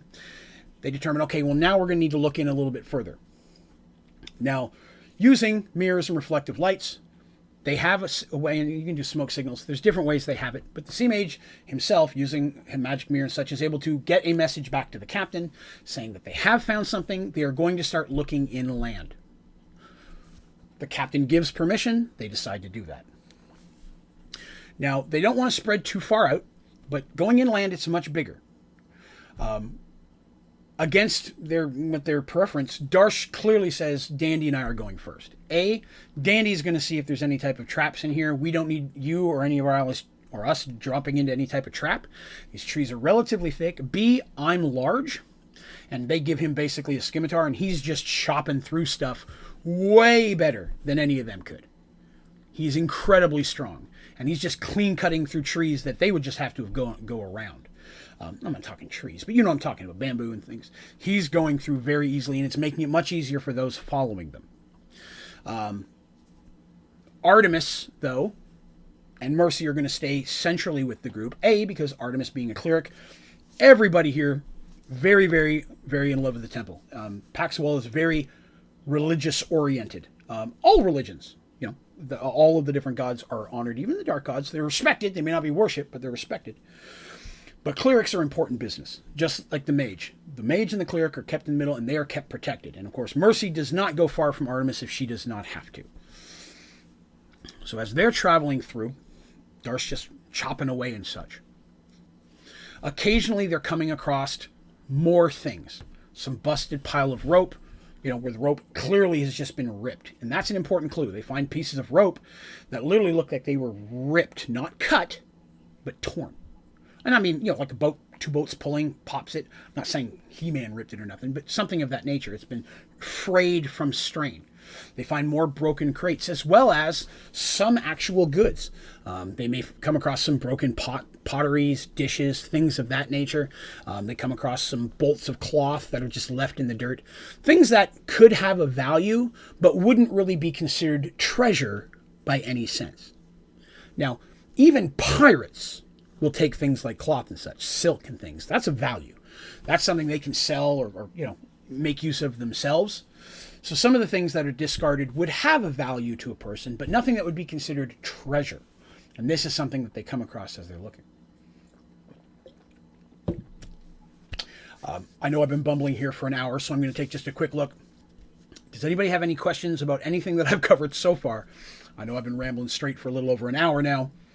Before I continue, did anybody have any questions about anything? Even if it's something, maybe you're new here, you'd like a little more clarification about a character or something, please feel free to throw any questions you have in the chat at any time. I am monitoring the chat while I'm telling this story, and I will do my best to answer any questions you have in real time. So please feel free to throw questions out. It's one reason why I stream these stories, is so that if people have questions about things, I can go into detail. If you're a D&D player, you'd like to know some of the specifics of the D&D side of some of the things I'm talking about, what skills they use, what specs, so on and so forth. Always feel free to throw that in here, or if you're watching this later, throw it in the comments, and I'll answer it as quickly as I can. You can also come to the ODG Discord. It's open to everybody. There's a thread in there specifically for that. Or you can go to onlydraven.com. There's a place to submit feedback and questions there. So if you're listening to this on iTunes later, please feel free to hit me up with any questions you may have. I'm always looking to give more information on this. So a little sidebar commercial there. So they're making their way in. And they start going upwards. Like I said, it's hilly. It's not mountainous. It's hilly. They see some signs of animal life. Here's some monkeys squawking. Parrot squawking. See a boar running through the woods. And Darsh at one point thinking, if we don't find anything else here, I am definitely bringing some bacon back to the ship, because we haven't had any bacon in a while. And Dandy always giving him dirty looks when he's looking at the bacon, while at the same time assuming he thinks how good bacon would be with a side of magic pineapple. So she's on the lookout. This was important back in the day. It was important to Dandy. If there was a magic pineapple, she was the one who found it. At this point, though, sadly, no magic pineapple. As they're traveling through the woods, after, they stop and take a rest every so often. Darsh is doing all the work, but for him, it's actually not that bad. If anything, they're having to just give him a new machete every so often, because it's not really meant to chop through the stuff he is. So he's definitely wearing down some of their bush-beating blades here. But they have to admit straight up, with Darsh up front, they are making some serious headway. So they get going again. They're traveling. They finally come to, I guess you'd call it a lagoon. It's a small pond in the center. It's your classic little bit hill, a little bit of waterfall. Water coming from up the hill a little bit further. Where's the water source coming from? Don't really know. Neon asks, will there be a magic pineapple later? That's a very good question. Magical fruit. Excuse me. Does it exist on Mergeworld? There's magical everything if you play your cards right. Will we see a magical pineapple? You'll just have to wait and see. But do they exist in some form or another? I'd say it's very likely that a magical pineapple does exist somewhere on Mergeworlds. To continue. They find this lagoon. The lagoon itself, relatively deep. They see the water. It's very still. Seems sandy, but the middle of it seems to have like a hole. It's a deep hole. There doesn't really seem to be much of a current.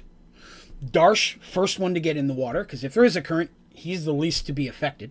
So he gets in the water, doesn't feel much of a current. The water is very clear. It's tested by the sea mage. Perfectly fine for drinking. They fill up their water skins, get a drink. They decide to rest while they look around here.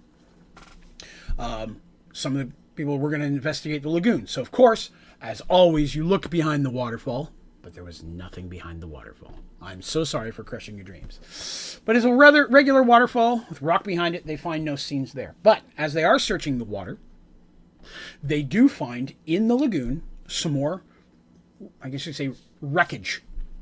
Now, I want to stress that at no point do they find a part of a ship. The rope would be the closest.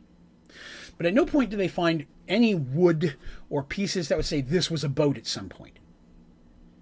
That just doesn't exist. They're finding purely things that would have been on a ship, like crates or like big ceramic jugs that maybe had some type of perfume or liquid in it, milk, whatever. They're finding those busted.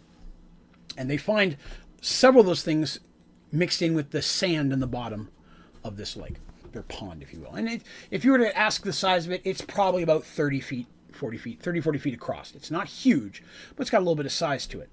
But in the center, literally at the bottom, if you imagine kind of like a funnel, it's very smooth, and then it just seems to be like a hole in the middle, but there's no pull. No water's pulling them in.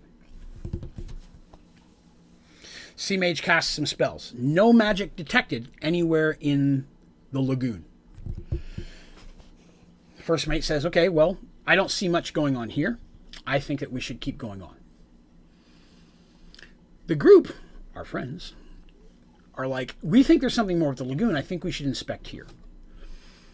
The first mate's like, well, we really, captain's orders were to cover as much of the ground as possible. And while we found some stuff here, a hole in the lake, we've done a search, our sea mage hasn't found anything, we're going to carry on. But if you wish to stay here and keep looking here, that is fine.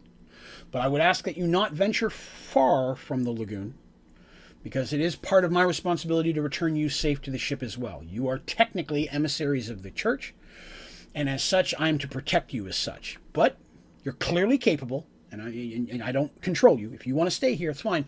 But I would ask you respect my wishes and stay close to the lagoon. Do not stray far. We will come back by this way within the hour to pick you up, and we'll start looking the other direction. The party says that's perfectly fine. We'll spend an extra hour looking around. To be honest, they don't mind taking a bit of a break, so they're okay with that. And they start pulling stuff out of the water, the little broken pieces of stuff, trying to search it. So the sea mage, the first mate, and their 10 homies, they all go off. So those 12 are gone. It's just our 4 friends now. The sea mage does stay with his charge. They're hanging out here, and they start pulling stuff out, and they're looking at the damaged pieces. Claw marks, bite marks, tool marks. Is there anything that would show how they got broken? And they don't find anything of that nature. It's almost like they were literally just crushed. Because they can tell that. Things were crushed, broken in, but no tool marks of any kind that would show what did it. No, like even a big rock or a fist would leave some type of a dent saying, here's the central point of damage. There's none of that. It's just crushed. As they're searching, Darsh, being the largest and heaviest, easiest in the water, does move a little bit closer into the water to see if he can get more. He's trying not to get too close to the hole, because there hasn't been a current yet, but Mergeworlds is crazy. Neon asks pressure. That sounds correct. Almost like an external pressure has caused the things to just break or shatter. That is very correct. And that's what they come up with as well. But was it a big hand? Possibly. There's no finger marks, but if it was big enough, maybe imagine a giant dragon squeezing a little pot. You're probably not going to find a claw mark. It's just going to bust it. So that's something we even think of as well. Luckily, the hole is nowhere near big enough for a dragon to be in. It's no more than 4 to 5 feet across. Darsh, intelligently, they have some rope with him, ties some rope to a tree, and is hanging onto it as he goes out in the water. Because if he does slip or there's a current, he doesn't want to get pulled into a hole and drown. Nobody's a fan of that. So he's going out there, and he gets as close as he can to the edge of the hole, and he's like, and he's talking to the girls who were watching him at this time. He's like, and at this point, the water's up to about his chest, because it got deep and then kind of got a little bit more shallow near the hole, if you will, if you can follow me on that. The bottom came up just like a little bit, almost like a lip, and then there's the hole. There's no teeth. He's not jumping into a sarlacc pit or nothing like that. It's just nothing like that. He just sees the hole, and he's like, okay. He goes, it's firm here. It looks like sand, but it's firm as stone here. Like he's stomping his feet on it. He's like, there's no fear of him slipping in sand. The sand literally became a hard sandstone the closer he got to this. And so he turns back, and he's looking at them. He's holding on to the rope in one hand. He goes, I don't think that, I don't see anything in it. And he got about halfway through that sentence. I don't see it. And at that time, water explodes from behind him, which shocks the girls, of course, because they just see this big spout of water come out, much like you'd expect from a geyser, if you will. And it comes out, but it doesn't shower out, as you would imagine a geyser would. The water come out, and then the wind takes it, and it falls down. The water comes up, and then comes back down almost solid, striking Darsh, and suddenly Darsh is gone.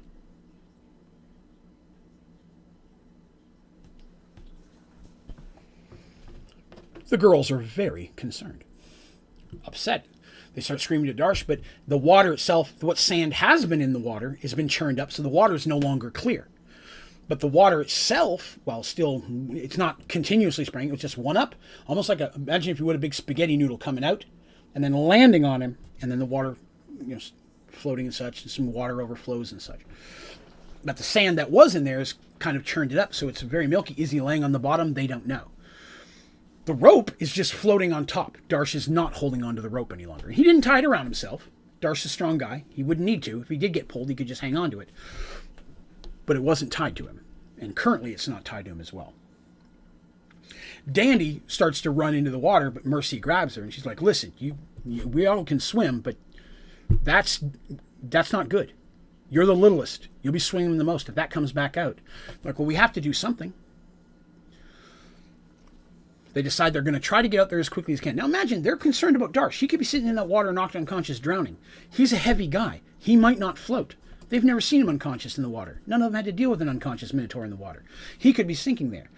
So it's determined they have to get out there as quickly as they can. They pull in the rope, and they tie themselves to it. Now imagine that. Tie myself to it, and I hand the next part down, tie, leaving a space in there. And all three of them start working their way out. Artemis is the closest to the shore. Dandy is in the middle. And Mercy is the one near the end. It's basically tied to the end of the rope. She's physically the strongest. And while that would normally be a position that she would stay close to the shore to pull everyone out if there's an issue, she also knows she's the only one with any hope of potentially lifting Darsh out of the water. He's still got his armor and stuff on. He had not disarmored because, they don't know what's going on there. And he weighs well over 350 pounds normally. They've all got their armor on. She's the only one with any hope of potentially getting his head above water if he is unconscious, enough to try to drag him back out. If she can at least get his head above water, then at that point, maybe the others would be able to help. Artemis, unfortunately, doesn't have any spells that are really going to help them in this situation. They make their way out into the water, and as they're getting close, she has her Morning Star out. She uses a Morning Star. And she's holding it close up by the, you'd call the spiky or the blunt end, and she's kind of poking down with it because she doesn't want to hit Darsh in the head with a Morning Star. So she's just poking lightly because the silt and the sand is still murking in the water, although it's starting to settle a little. Them busting through in a hurry didn't help. But she's trying to find him, because remember, it was up to his chest. That's Mercy, Artemis, and Dandy are all short. Dandy's super short. She's, even in the water, she's treading water at this point. Artemis is almost up to her chin. Mercy is literally swimming, trying to poke down. And you can imagine trying to swim in armor. Luckily, she's not wearing any super heavy armor, but she's getting tired quickly. She's not going to be able to do this for long. And she starts going down in the water, feeling what she can, kicking back up, coming up for breath, doing that. This goes on for a minute or two, and they're all starting to get worried. They're not going to find him. Mercy comes back up, and she turns to yell them, and she hears a roar of water from all around her, and suddenly she's completely submerged again. This time, the entire lagoon has risen as almost like a solid cylinder of water. Pulling so hard, the rope snaps from the tree. And all of them find themselves almost in a tornado of water, spinning. Did not have a lot of chance to gasp for breath there. But basically, all they're doing is trying to hold on to the rope because they know the others are tied to it somewhere. And they don't know if they're up or down, if they're swimming. They just feel themselves being hurled around. And then they feel buffered, like they're being hit against something. Which, in fact, they are. Because they're being pulled down that central hole. The water, eventually, the hole, I should say, ends. And they feel themselves no longer buffered out into, they could stretch out again, if you will. Because their rope's trying to get to each other. They can't see anything. They're underwater. And they feel themselves almost like, imagine if you dump a bucket of water with a fish in it. The water. The water's going to splay out, and the fish may go a little distance before he starts flopping. Sad thing. I don't think you should be cruel to fish. I'm just saying. Same situation here. They feel themselves as if they're being dumped out. And coughing and gasping, they find themselves in air once again. Coughing for breath because they weren't expecting that. They got water in their nose. If you've ever had that happen, that never feels good. They're coughing and they're gasping. But they're no longer underwater. And hello, Always Biggie. Thank you very much for coming by the stream today. I appreciate you hanging out. They get up. Now, as we know, they have infravision. And Mercy has her cool little headpiece she's still wearing that lets her see in the dark. She wears it almost all the time unless she's trying to sleep. Because then it's like trying to sleep in the middle of the daytime. But she wears it most of the time with her. It's not overly ornate, so it doesn't look like a shiny tiara. So a lot of times she can even wear it under her helm or even within her hair, so you just see a little bit of it. She doesn't try to draw attention to it. But she does wear it most of the time. So a lot of times her hair just usually gets to her shoulders. She doesn't keep it very long, but she will kind of braid it in and under her hair to try to keep it that way. Artemis has long hair. Dandy has long hair. She has a top knot. So coughing and gasping, they can see the room that they're in. And it's a round chamber. And they can see the silhouette of Darsh lying on the ground a short distance. Well, they see a silhouette. To Mercy, it's like a perfectly clear day. She sees him over there unconscious. But he's not drowning, but maybe he's drowned. So they all very quickly get up. They're still tied together, but they decide not to untie themselves, because who knows what's happening, but they do make their way over to Darsh quickly. Artemis checks him. He's unconscious. There's clearly some swelling on the side of his face. He probably hit, him being as large as he is, coming down that hole, probably hit something pretty hard, knocked him unconscious. But he is breathing. Artemis uses some healings magic to get him up. A moment or so later, he's conscious. While she's doing that, Mercy and Dandy are looking around this place, and they're a little surprised by what they find. There's obviously some little puddles in the bottom of this room, but the top of the room, which is kind of just barely domed shape, has that hole again, and they can see water in the hole, but it's stopping right at the edge of the hole. Gravity is not causing the water to fall down into this chamber, which it should. It's just sitting there. So, was this a natural phenomenon? Again, they were coming down the tunnel. There could have been other holes spouting water in or out. They couldn't see any of that, so they don't know what was in the tunnel. They looking up it, which Dandy is cautious to do while Mercy's heading onto the rope. She goes over and she's looking up. All they see is water, but it's clearly a good distance because they can only see almost like the very specklish of light in the distance looking up. Darsh comes around. They get back together. Like, what happened? He goes, I don't know. Water hit me. I got gooshed. And then suddenly you are waking me up. They explain what they saw and what happened. They go ahead and take the ropes off at this point. They look around. All their stuff, weapons and stuff came out of their hands. Things slid out of scabbards. It's all laying on the ground. It just fell down with them. They gather up everything. They don't find anything. They have some torches in their packs, but at this point they're really wet, so lighting them's not going to do real good job. They don't find any footprints. They don't find anything that would be natural. Unnatural, I should say. Everything looks like a natural cave. Although it's relatively smooth. It looks like it's been sanded by flowing water. Although there is one entrance leading out of this. Searching for their stuff in the bottom. There's sand here. Wet sand, of course. And some of their stuff's slightly mucked in there. As they're digging, they pull out more pieces of broken stuff that's not theirs. They're digging through that and they find all of their gear. Sadly, no magic pineapples, though. But, the search is still on. Dandy has not given up.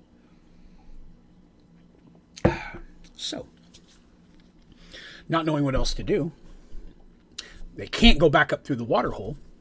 They have to hope that wherever this one tunnel leads is going to eventually lead them back out.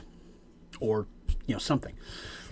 The noise of the water and the splashing up, they're hoping, drew the attention of the sea mage and the first mate and his team, but it had been a little while. They don't know how close they were. They don't know where they were at the time, so they could be up there even looking for them, and they're like, we need to find a way as quickly as possible before they start looking around the lagoon and get sucked down here as well, because is that a geyser that happens every so often, and we just happen to be there at the time? We don't know. So they start making their way through. They travel through the tunnel for a short distance, for a ways. And as they're going, they're coming across more junk. And now they're actually finding stuff. Here's a broken wagon wheel. Here's an old chest that's been busted open. Nothing of value left in it, just tossed to its side.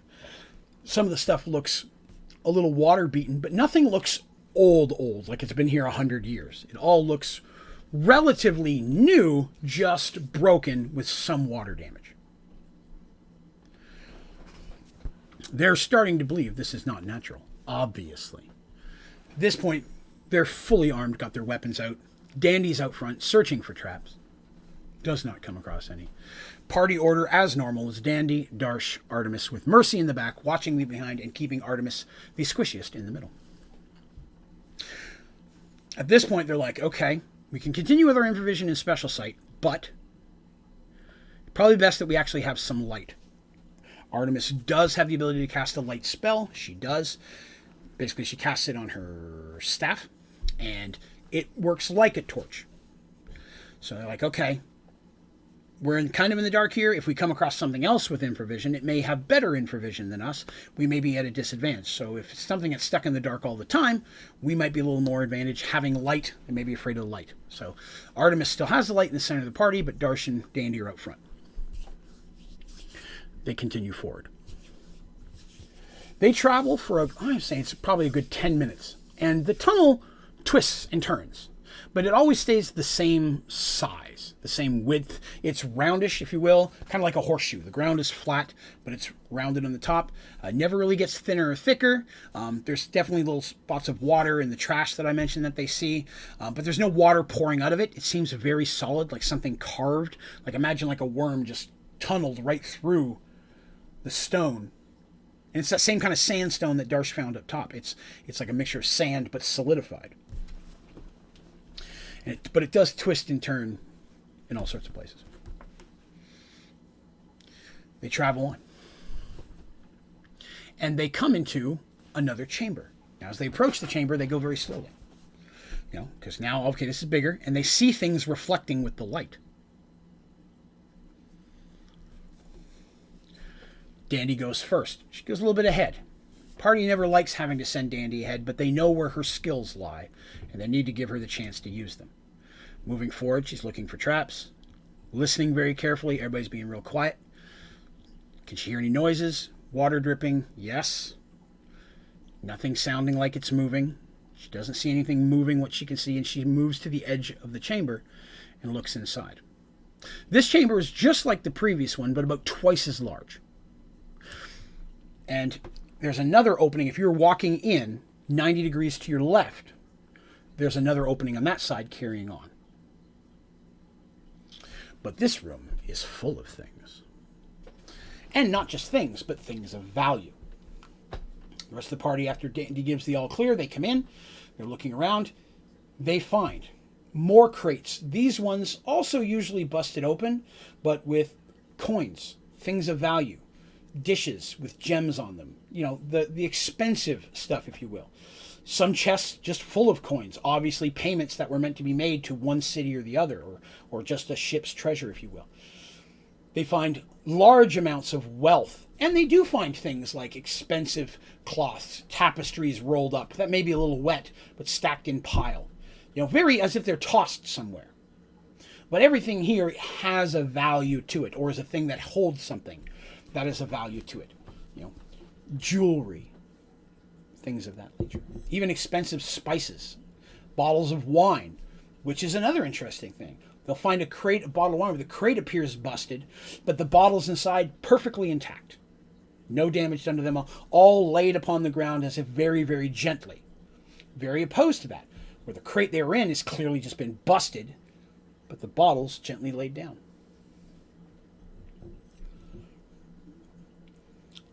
Darsh fights all temptation to drink some of the alcohol. Mercy also noticing it looks pretty good, but her and Darsh have been known to have the occasional drinking competition. And for his size and double her stature, she holds a drink to him every time. Mercy can hold a beverage. Dandy is okay. Artemis cannot hold her wine. That's a story for another time. But they go ahead and they get in there. And they're looking through the stuff. Careful not to disturb anything. Because Dandy says, hey, some of this stuff could be trapped. It could be magically trapped. That's something she can't really look for. Artemis decides to use some of her magic to see if she can find anything magical. And she does find a couple specks of magical glow, if you will, from within the piles of stuff. She doesn't touch anything. Nothing vastly glowing or anything like that. But enough to let her know there are some items of at least minor magic mixed within this treasure.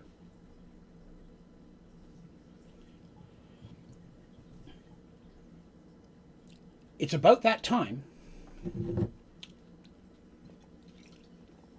that from the other tunnel, the one that they had not come from, leading out, they hear a roaring noise. Now, it could be thunder. It could be waves crashing. Doesn't sound like a creature. But they hear roaring. It goes on for a few seconds and then stops.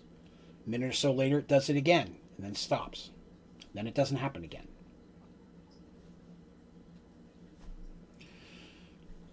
They begin to say, should we continue on? They begin to discuss it when they feel everything shudder. Much like an earthquake, but just the minorest of one, for just a moment. This is a concern. Did something happen in the water sploosh and get all of their friends at the lagoon? They don't remember an earth shaking when that happened, but they were also in the water, so maybe they didn't feel it. Dandy says, oh damn, what if the island's moving? Because she did think of that.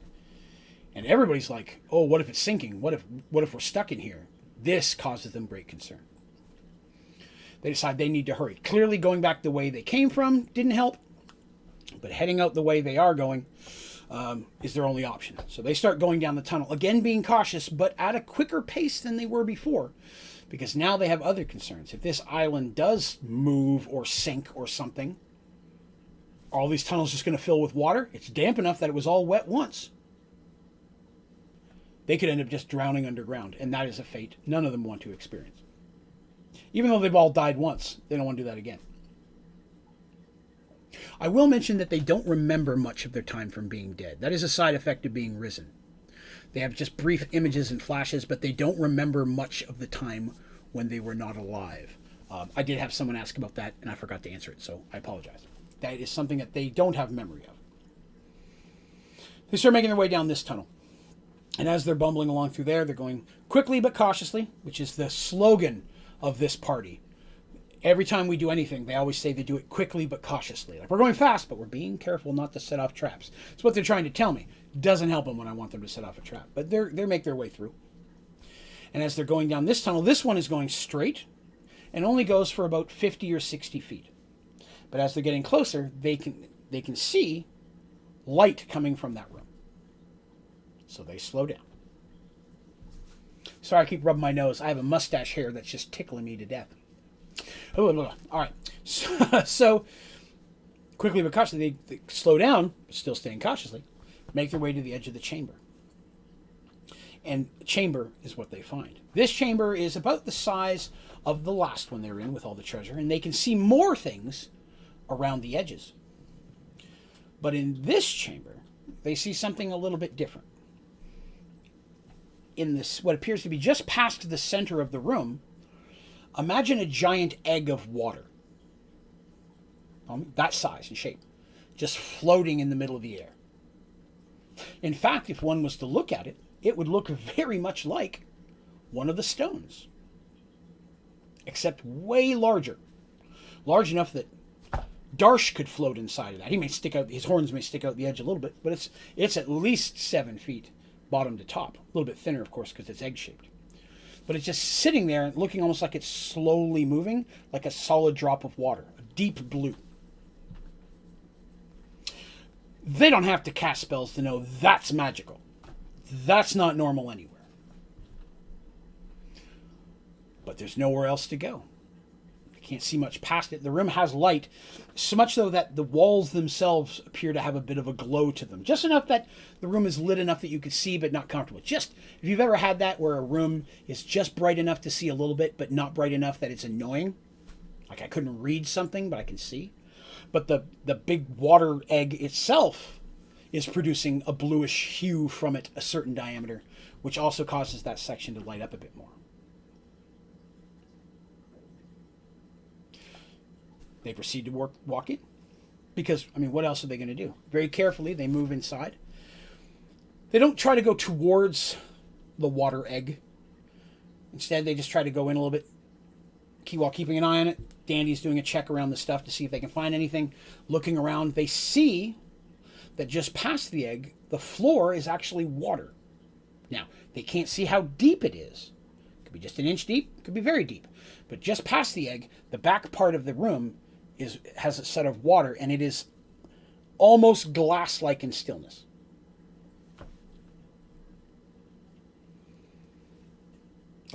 Got a comment here. Neon, the water of life, a stone to be born in the egg of the ocean. That's very prophetic, sir. I like that. Prophecy is important to Mergeworld and only gets more and more so as we move on. I'm very looking forward to start throwing out some of the prophecies. But Yeah, so as they're moving in, they're like, okay, well, they don't find anything there. We have to move a bit closer. They take but a few steps before the egg spins a little bit faster. They halt. But the egg goes a little bit faster and then falls. Slowly. Now, I'm not saying drop, but it slowly falls. And as it hits the ground, the water continues to spin. But now it's taking on the form of, imagine two tendrils, just going opposite directions around, crisscrossing each other, going up and down. But the egg shape disappears.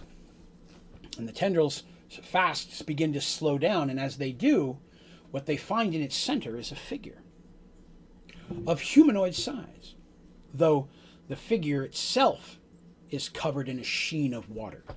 Imagine, if you will, a person standing there with 3 to 4 inches of water all around them, just around their body. The person does not appear struggling.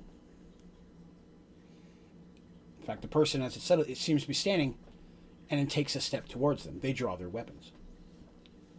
It takes but a few steps and stops, and the water parts from the head. And what they see is a human-looking face. If I was to give an example, imagine something along the Venom symbiote from Marvel coming off of Eddie Brock's face. Right? What were these stones called again? The Mastani Stones. Yes, the Mastani Stones. That's correct. And there are not 6 of them. There are more. I want to say it's 9. 7 or 9. I'm sorry, I'd have to look that up again. I'm pretty sure it's 9. Sorry. It's definitely more than 6. I can tell you that. So I don't have my list with me. It's in the other room. But they go ahead and the thing parts, much like a Venom symbiote does in the Marvel thing, where now you can see its face, but the water is all around it. The face inside the skin is blue, obviously.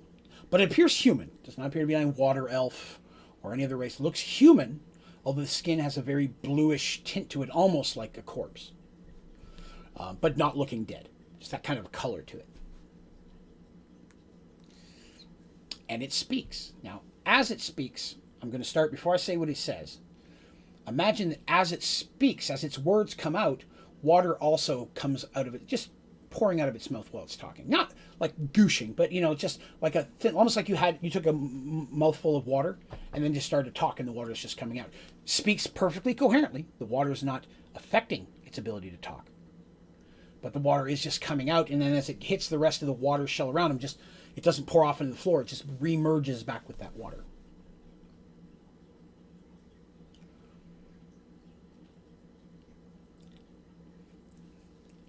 The figure speaks and says, "And who are you to walk on my island?"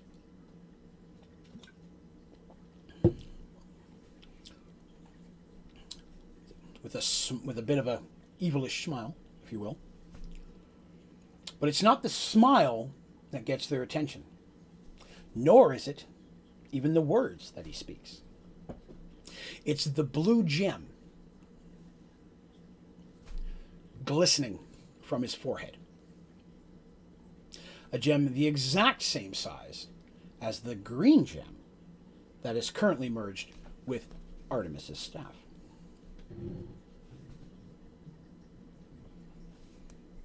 We found our next stone. I think we all knew that was coming. Clearly, this is someone who's merged with the water stone. Now, if you remember the warnings that Zoltan gave us, merge it to items will give that item power, but merge it to a living being will be even more power, but you risk losing yourself to the stone, as the wants and wills of the stone may overtake your own. It kind of rhymed. I should have written that down. Remind me to write that down later. This is clearly someone with some abilities, and someone who can clearly control water. All the things they've seen would definitely explain that.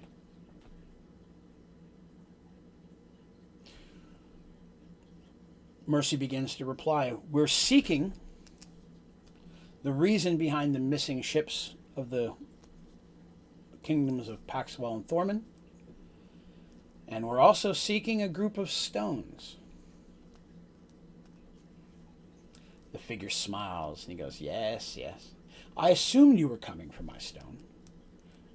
You have recorded it, silly. Thank you, MT. Yeah, that is correct. I guess I did record it with this here. Thank you for pointing that out. Don't. I guess I could go back and do that later. So he goes, I thought you were coming for my stone, and I can see that you've got one too.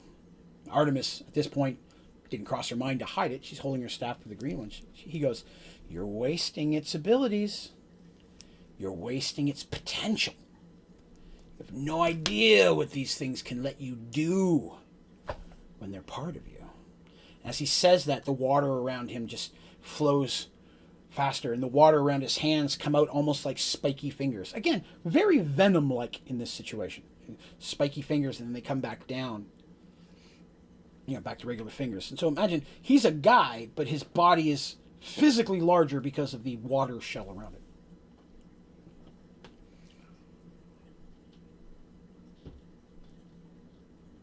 He goes, as for the ships, if you're in the water, you belong to me now. The oceans are mine to control. I am the Water Lord. Aquadius himself has blessed me with these powers. I've worshipped him all my life. Now, Aquadius is the god of the sea. If you've forgotten that, I mentioned that very, very earlier, way back in the day. Aquadius is the god of the sea. I've worshipped the sea god my entire life. And I was blessed with this stone. Falling from the heavens, it did. As the earth fell down around it. I thought I was going to die on that battlefield. But instead I found this. I thought it was just a valuable gem I could sell for money, but when I realized what it really was, I returned to the sea. I spent most of my life on the sea. And now I will rule from the waters. Waters that right now you're in. Now the party was listening to him intently and didn't realize that the water behind him had just very slowly started to seep up. And they're looking down, they see that now, the bottom of their shoes and sandals, the water's starting to rise towards them. They're in a cave with no way out, with someone who can control water. That's a problem. It was about that time that they rolled for initiative.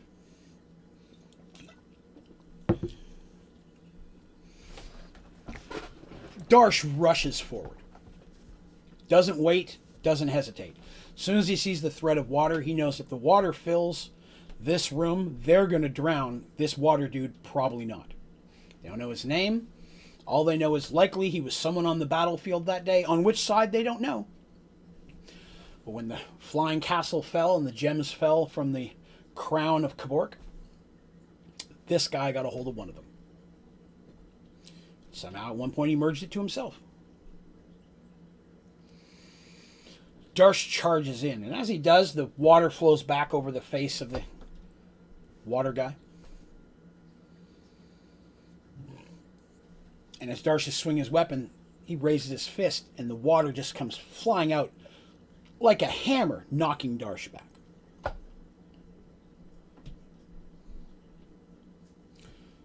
The party scatters. Mercy starts coming from a different direction. Darsh doing his best to get back up, starts coming back. Dandy starts flinging her stones from her hoop pack. Ranged weapon at this point, while trying to keep an eye on Artemis. Artemis begins casting a spell. Not a lot of spells she can use in this situation, but she does have some that will bless and assist her own friends and make them hopefully a little bit more capable in combat. Blessing spells. It's a D&D thing. So as those spells flash out, she's casting their spell, the thing attacks, and they go in it. Now, most of the things that Dandy are shooting are hitting the water, and again, it's like throwing a stone at a pond. It hits it and then slows down. Even with all the force she's doing, It may be just uncomfortably hitting him, but not enough to do any type of damage. The thing's hands have formed into basically water tridents at this point, and he's battling Mercy with one and Darsh with another. And they've taken like almost a solid form, so they're deflecting and they're trying to cut in as well. But again, when you're hitting the water, it's either bouncing off, and if they can get an attack on him, again, it's like hitting something surrounded by water. It slows down their attack. Neon asks, damage reduction. Artemis does not have any spells of that nature. Being a healing cleric, spells like that exist, but they do not end up in her repertoire. It's not something that she can do. She could do some defensive shielding stuff, and she gets a little bit better about that down the road, but this early on, she doesn't have much. What she has, of course, definitely healing, blessing, things of that nature, which makes her people harder to hit, more defensible, but doesn't really reduce any of the damage of when they do get hit, based on the spells that she had at the time. I met the Waterlord with the Sheath of Liquid. Yes, very much so. Yeah, so anytime you hit in that, it definitely is reducing damage, especially on the range stuff. Now, Mercy attacking with a blunt weapon, within just a moment or so, she tosses it aside. She just drops it and draws her sword, because the blunt weapon's not doing much hitting the water. Let me see here. I got a comment, says Matthias Rose. It says, you have the best videos and tutorials. I'm Brazilian and the economy of my country sucks. If I got more money, I'll become a member. So really thanks for all the tutorials and fun lives. Well, hey, you are very welcome. I'm glad that they were helpful. I'm glad that you enjoyed them. Thank you very much for stopping by. And I wish you the best of luck in Brazil. I love it when I hear international folks pop up. That's awesome. So the combat, she drops her Morningstar, goes to her sword. She does have her shield. Darsh also has a shield, which is helpful. But Darsh drops his shield pretty quickly and draws a second sword. Because he's not ambidextrous, so he doesn't do as much damage with the other sword. But in this situation, while trying to parry and stab, they both realize quickly stabbing's the best thing they can do. Because stabbing is literally cutting through the water better than any type of slash or blunt weapon can do. Dandy realizes this as well. Her first thought is to try to get out her daggers, but then again, the daggers themselves aren't that long. She's afraid the same situation is going to happen. They may go in and do a little bit more damage, but not much. So Dandy has an idea. Dandy starts trying to run up behind Darsh. So as she's trying to get closer, she's keeping Darsh between her and our water friend here. Mercy manages to score a very successful hit on the arm. Literally, the water, not just blue, starts to see flowing red in there. This is awesome from their point of view because it means they can still hurt him. He is still flesh underneath the water. They just have to get through the water. And even though he's making his hands solid to hurt them, he's not making the rest of his body solid in any way.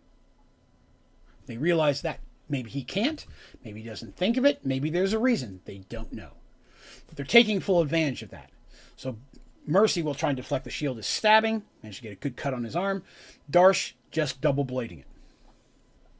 So Dandy is just running, and as she's running, she's splashing, because at this point the water is almost up to her knees. To everyone else, it's up to Darsh, it's barely to his shins, but to everyone else, it's getting up there. The water is slowly rising in the room. Artemis, again, seeing her friends take an injury here and there, is using some of her healing spells. The way her healing spells work, she can do healing from a distance, but it does less healing than if she was able to touch the person. So in that situation, the way that her clerical magic works on Mergeworld is a little bit different than traditional D&D. There's some differences there. She can heal without touching. It just does less effect. Right. So Dandy, running up, very, very quickly dives into the water, because again, at this point, like I said, it's past the knees on her, between Darsh's legs, swimming through and staying underwater, holding her breath. Now, whether or not the water gentleman notices or not, he pays her no heed as he's continuing to fight both Darsh and Mercy very effectively. Now, whether the guy's a super warrior or not, how good his warrior training, we don't know, but with his abilities, he clearly is doing well. And as the water gets deeper, Darsh and Mercy are having a bit harder time moving in it. They're starting to take more hits because they're slower getting out of the way, where it doesn't seem to be affecting him at all. He's moving through the water as if there was none there. So even though they've scored more hits on him, they're at the point now where the battle is actually starting to turn a bit against them. Dandy manages to get behind the gentleman, and using her hoopak, does the only thing she can, is stab at it with that silver tip. Now, in Dungeons & Dragons, rogues have an ability called backstab. If they're successfully able to do a stab from the back or a surprise attack, they get additional damage. Dandy is very good at putting herself in situations to take advantage of that boost. She's done it in several of the battles. I've never really gone into a lot of that detail. She did it real great with Kabork way back in the Citadel, flying up in the air. But this is a great situation where she used that to her advantage. And as one would think, stab him in the back, sharp. If he can get through the water, it might pierce his skin. Hit him in the back of the head, hit his skull. Dandy didn't do these things. Dandy immediately went for the groin. And so from behind and underneath, she just stabs up with this metal spike on the tip of her hollow wood. And again, with it being water, even though it's slowed down a little, it's like shooting a bullet in water. It's still going to have more movement than something blunt. And she is successful. Very much so. The water comes off the guy's face as he screams in pain, because he just got stabbed in his manly bits. Darsh and Mercy didn't know what was going to happen there, but they take advantage of it and manage to score a couple successful hits. But in pain and rage, he starts flailing with his hands, which have gone from hard to liquid again, and they stretch out almost like whips and start battering Darsh and Mercy backwards as he spins to find the source of his pain. And he sees Dandy. And without even thinking, just puts his hands in the water, and Dandy can feel the water tightening around her throat as he's literally just choking her with water with an incredible strength that she can literally almost feel cracking. She can feel like her body giving in from the strength of it. If you ever popped your knuckles kind of thing, you're feeling that pressure as it's starting to pop bones. Darsh and Mercy, gathering their feet, just start attacking him from behind.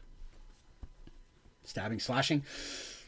But even the very, very venom-like, the water on the back just starts thrashing out backwards as well, battering them, not in specific attacks, but just in flailing tentacles of water, because he's not paying attention. He's focused on killing Dandy. Darsh and Mercy are trying to struggle their way through it, when suddenly there's a glow from between them, and Artemis is there. And she begins smacking with her staff. Dandy feels the pressure loosening up a little bit, but her being underground, or underwater, I'm sorry, first thought being choking is to inhale. She just starts sucking in water, and now she's starting to drown. She's still being held underwater, but without as much pressure on her throat. The figure inside the water spins. Understand me, the water stays as it is. The tendril's still here, but he spins inside of it and is attempting now to go at Artemis. Because that staff, which also has a stone, it's a healing stone, seems to be going through the water as if the water is not there. These stones are comparable. None of them are, would say, more powerful than the others, depending on how they're used. But just while her staff is going through the water like it's nothing, he's ignoring her hits the same way. His water hits are able to attack her, and they're going on and on and on. Darsh, moving around the best he can, starts slashing at the water tendrils that are holding Dandy and manages to cut through them. And as they do, they just like a limb, they cut off and the water falls. And he's able to reach down with one hand and pull her up, and literally just pull her up and throw. Grabs her by her shirt and throw him behind her back towards the way they came in to get her out of range. He doesn't know how hurt she is, but right now he's just got to get her out of there. And he's strong, so he's able to talk. There's water. She's not going to land on a hard floor. He throws her, she lands in the water, and then he returns and starts stabbing again. The battle continues for a couple more, I guess you'd say, rounds of D&D. When it's Mercy who successfully is able to stab through the water into the water guy's stomach. I call him water guy because we never get his name. It's not important. But she manages to run him through. The water starts to go red, fill up as his blood starts leaking out. And again, it's... Oh, Len the Beast says, I'll be going now. Great story. Oh, well, we're actually almost done. If you get a chance, swing by and catch the end of it later. Thanks for coming by, Beast. But as they're attacking there, you see the water's trying to hold it in, but he can't control the blood. He can't control the liquid. He can control water. So the blood is still starting to spread throughout the water, but he starts again flailing madly, and Darsh and them are beat back a bit. Same with Artemis. At this point, his face is exposed, and he's just screaming, you could say, obscenities and angerish noise and guttural sounds. He's been stabbed in the manly bits, he's been stabbed in the stomach, and he's in quite a bit of pain, but he still has a lot of power in him. And to be honest, it's very possible that the gem itself has taken him over, or at least partially has. So it may be moving his body in ways that he normally would have died by this point. This is something that crosses everybody's mind after the fact. What type of power does the stone have itself over you if you merge with it? And he's starting, and as he's screaming, water is just pouring out of his mouth, and he manages to knock Artemis down, and he pushes Darsh back and Mercy back with a wave of water, and he's just flailing with basically like a water log, if you will. It's water, but he's just beating down on Artemis at this point, while Darsh and Mercy are staying to get back up again. And as his hand comes up to be down, Dandy throws a dagger and manages to get him clean in the eye. Roaring back, he's screaming again.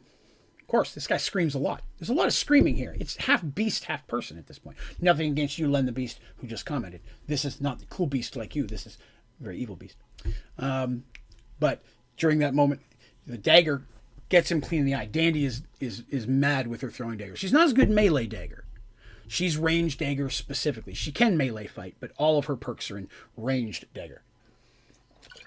She snags him in the eye.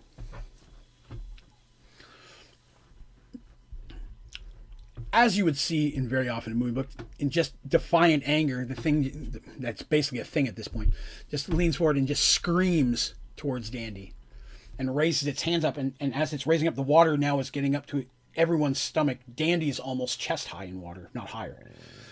He raises his hands up, and you see the water behind him starting to flow up as if he's going to hurl it forward. This is actually how it happened, too. I was very proud of it. And Mercy, again, Mercy saving the day, hauls off and hits him in the face, and that dagger, as hard as she can, with her shield. And that just drives the blade straight back in. And the noise stops. And the water, everything just hangs there. Like literally the water droplets are just sitting in the air and everything kind of freezes. And then the water just falls. Much like it did when they were in that first room and you felt that bucket water fish thing I talked about. The water falls and everybody, if you're standing in a pool and all of a sudden the water's gone, you've been trying to float, everybody falls to the ground. Everybody's quickly trying to get to their feet. Worse for wear. Everybody's beat up. Artemis has got a big old black eye and swollen on her face where she was getting beat down. Mercy and Darsh both got numerous, because he was hitting blunt-wise. He wasn't spiking. So they got multiple bruises and contusions from blunt force trauma. And then Dandy has still got what looks like thick rope marks around her neck where he was strangling her. But they're all alive. And they grapple for their weapons, but the body of the guy is just sitting there on the edge of that water pool, which has gone back to the way it was.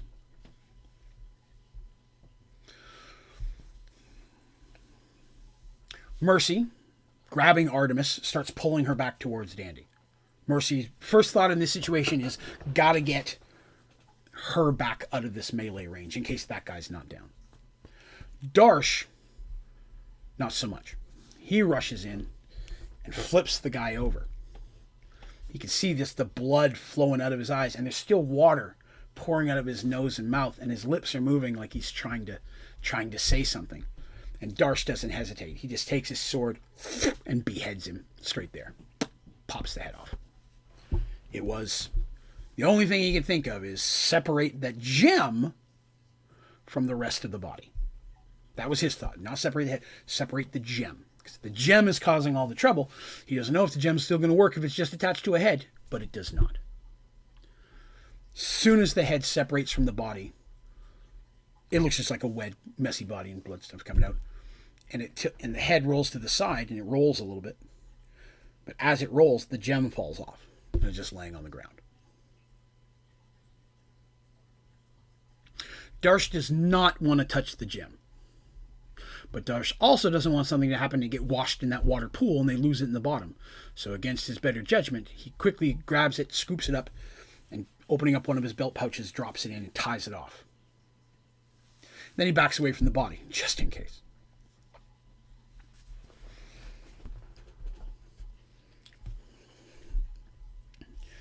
They make their way, or they make it back. Artemis does some healing spells and such, helps everybody best that they can, although they're all pretty worse for wear. There's no other exit other than that pool or back the way they came. But now that his magic's not the back the way they came, they're not sure what's back there. Without anything else to do, they do their best to rush back. Slowly, because they're still sore. Healing spells are great, but didn't heal everything. And Artemis still has a black eye, because she did use most of her spells on Dandy and the others. She only used enough on herself to keep her conscious and keep her going. Man, these guys got thrashed during this adventure. They did, yes. It was luckily the person who had the stone was just a regular person who found it. If it was somebody with any real skills or abilities to use it to more of its potential, they would have had a problem. And that's something I really wanted them to learn in this part of the adventure. They had some serious trouble here, but this was easy sauce compared to if the stone's in the hands of somebody who really can use its potential. So, as they get back to the original chamber, the one that they fell down with, they realize the floor is wet, ankle deep in water, which just kind of splashed out. But now there's just a hole going up to the lagoon. And it's actually only about 10 or 15 feet. It's not that deep at all. But as they get up there, look up, they can hear voices calling down. Yelling up. First mate's head pops up there. And luckily, giving us an idea, the first mate, they throw some rope down, tied to a tree. First mate and some of the guys come down. The party explains what happens. They say to the first mate, just the first mate, we got the stone we were looking for. Because the captain and the first mate knew what they were there for. Nobody else in the thing did.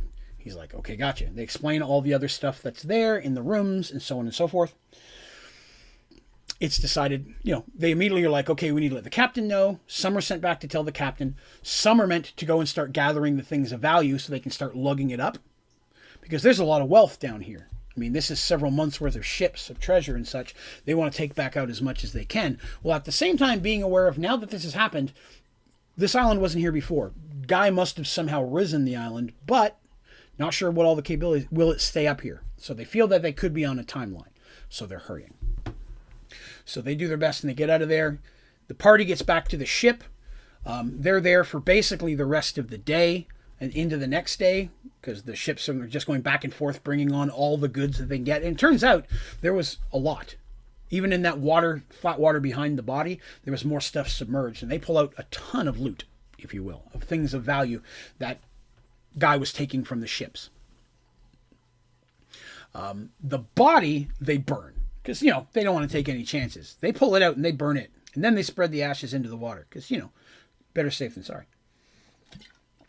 So, after a couple days of getting this all up, the party resting and such, the captain is overjoyed. He's like, you've clearly found what was taking our stuff. Not only did you do that, we got a lot of it back. Sadly, there are no signs of the people who were on the ship or the ships themselves. We can only assume that their lives were lost. That's very sad sauce. We're not happy about that. But we've basically taken out the thing that's hurting our shipping lanes. We're returning with a ton of loot, of value that was lost. And now there's an island here that we can potentially claim and see what else we can do with it. Because, we're first ones here. So the captain is viewing this as very much win. Plus, he didn't lose any of his crew. This is the best case scenario for him. All this stuff got done, and he didn't lose a person. Now, he understands that the party was a very big part of that. And he is not an egotistic guy. He is fine with sharing that credit. But it's still going to look good for his career. And he's happy his people are okay. He's a good guy. So it takes a good week to get back to Paxawal. But they finally get back, return the stuff, and give the stuff, or get back and explain what happens. They get to talk to Jax, who's the head of the Navy again, who's very excited about what's happened when they give the report. Sister Mara is there. They explain to Sister Mara that they've got another gem. She's very happy about that as well. Basically, everything came up positive. But best of all, after being back for a day or so, they are called from their rooms one morning, or they're eating breakfast, or they're called, and some guys come in that they don't know. And they introduce themselves, and I'm not giving their names now because it's not important. They introduce themselves as some of the head of the Merchants Guild. And they also wanted to thank the party for their part in clearing the lanes, making it so that their ships feel safer, because they're at the point where people were starting to refuse the ships. Being able to say that they did this and all this loot was brought back is going to be very good for them. And they want to personally thank the party, as well as under the very forceful recommendation of both the temple and the captain of the head of the Navy, Jackson. They are advising them that the party is going to be receiving part of the goods or value of goods that were recovered. Since they helped, since some of that can't be really determined whose was what, who belonged to what, there's just a lot of wealth there. It's basically going back to the city, and to the Merchants Guild in general, being given up people who've lost stuff. But a fraction of it, which is a large fraction, is being given to the party. So they have got themselves a small amount of treasure. And that is important because it allows them to upgrade some of their gear at this point. But most importantly, the one thing that they do with that money is they purchase themselves a home. They've been staying in the temple for a while. They've been living here for weeks and working with these people. They figure it's time for them to have a place of their own. So basically, the four of them are going to stay together. They purchase in a average area. They purchase a 3-story home, 2 with an underground cellar and kitchen. That home becomes very important, and where it is and who the neighbors are is something we're going to talk about next episode. But we're going to finish off this episode by saying that the party has successfully gained the 2nd stone.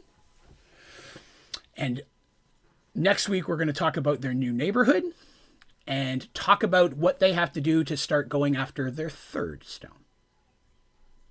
But I think this is a good stopping point. We've gone a little bit, every week I seem to be going a little bit longer than the last one, but I always like to give a couple minutes. Did anybody have any questions about any of the things that I've covered this week? Or anything in the past, anything about the characters? If you are watching this later, please feel free to throw your questions or comments down in the description of this video. Or if you're listening to this as the audio podcast on iTunes, I appreciate all you folks as well. You can all go to Onlydraven.com, which is my website. There's a link at the top that'll let you join the ODG Discord, Onlydraven Gaming. You can come in there. It's open to everybody. We talk about Mergeworld and Minecraft and all the other stuff. So if you have some questions, feel free to join us in there. On the website at the bottom of the homepage is also a place where you can send in specific email questions or comments or whatever. I actually got 2 this week, which is pretty awesome. I don't get a lot on there. It was kind of exciting to get some messages directly through the email. So thank you to those folks who did that. If you have questions, submit them there as well. You'll also find links to my streaming schedule, links to some of the Mergeworlds characters, pictures, and things that we've talked about. If you don't have iTunes but would like to listen to these audio, you can also stream them directly from the website. They're there as well. The ODG store. all my social accounts, all that kind of stuff are there. So there's a lot of great resources. I do recommend checking it out. We do have an ODG membership program as part of the channel. If you are interested in seeing what's involved with that, just click the join button. You'll see all the different perks and such that come with an ODG membership. Never required. All my stuff is out there free, but it does have some additional perks that come along with that if it's something you're interested in seeing about. But yeah, I think that's a good spot to call it for this week. We've run 2 hours and 20 minutes. I got to be careful not to keep them too long, or else my site won't be able to hold them in order to stream it to iTunes. It has to be a certain bit rate. So I'm going to call this one a day. Thank you all for coming by and listening to my story, or if you're listening to it later, thank you very much for your interest. I've got some really awesome questions and feedback about Mergeworld in the last couple weeks from some new people that have found it, so I really appreciate everybody who's been showing attention to it. I'm going to have a lot more D&D content in the future, and a lot of that's going to be based on this world and these people, so it's important to me. It's important I get to share it with you.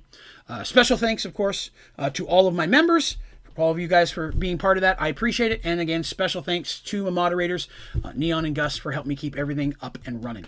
But I'm going to call that one a day. Again, thank you everyone so much for coming by today. If you liked the stream, please be sure to click like.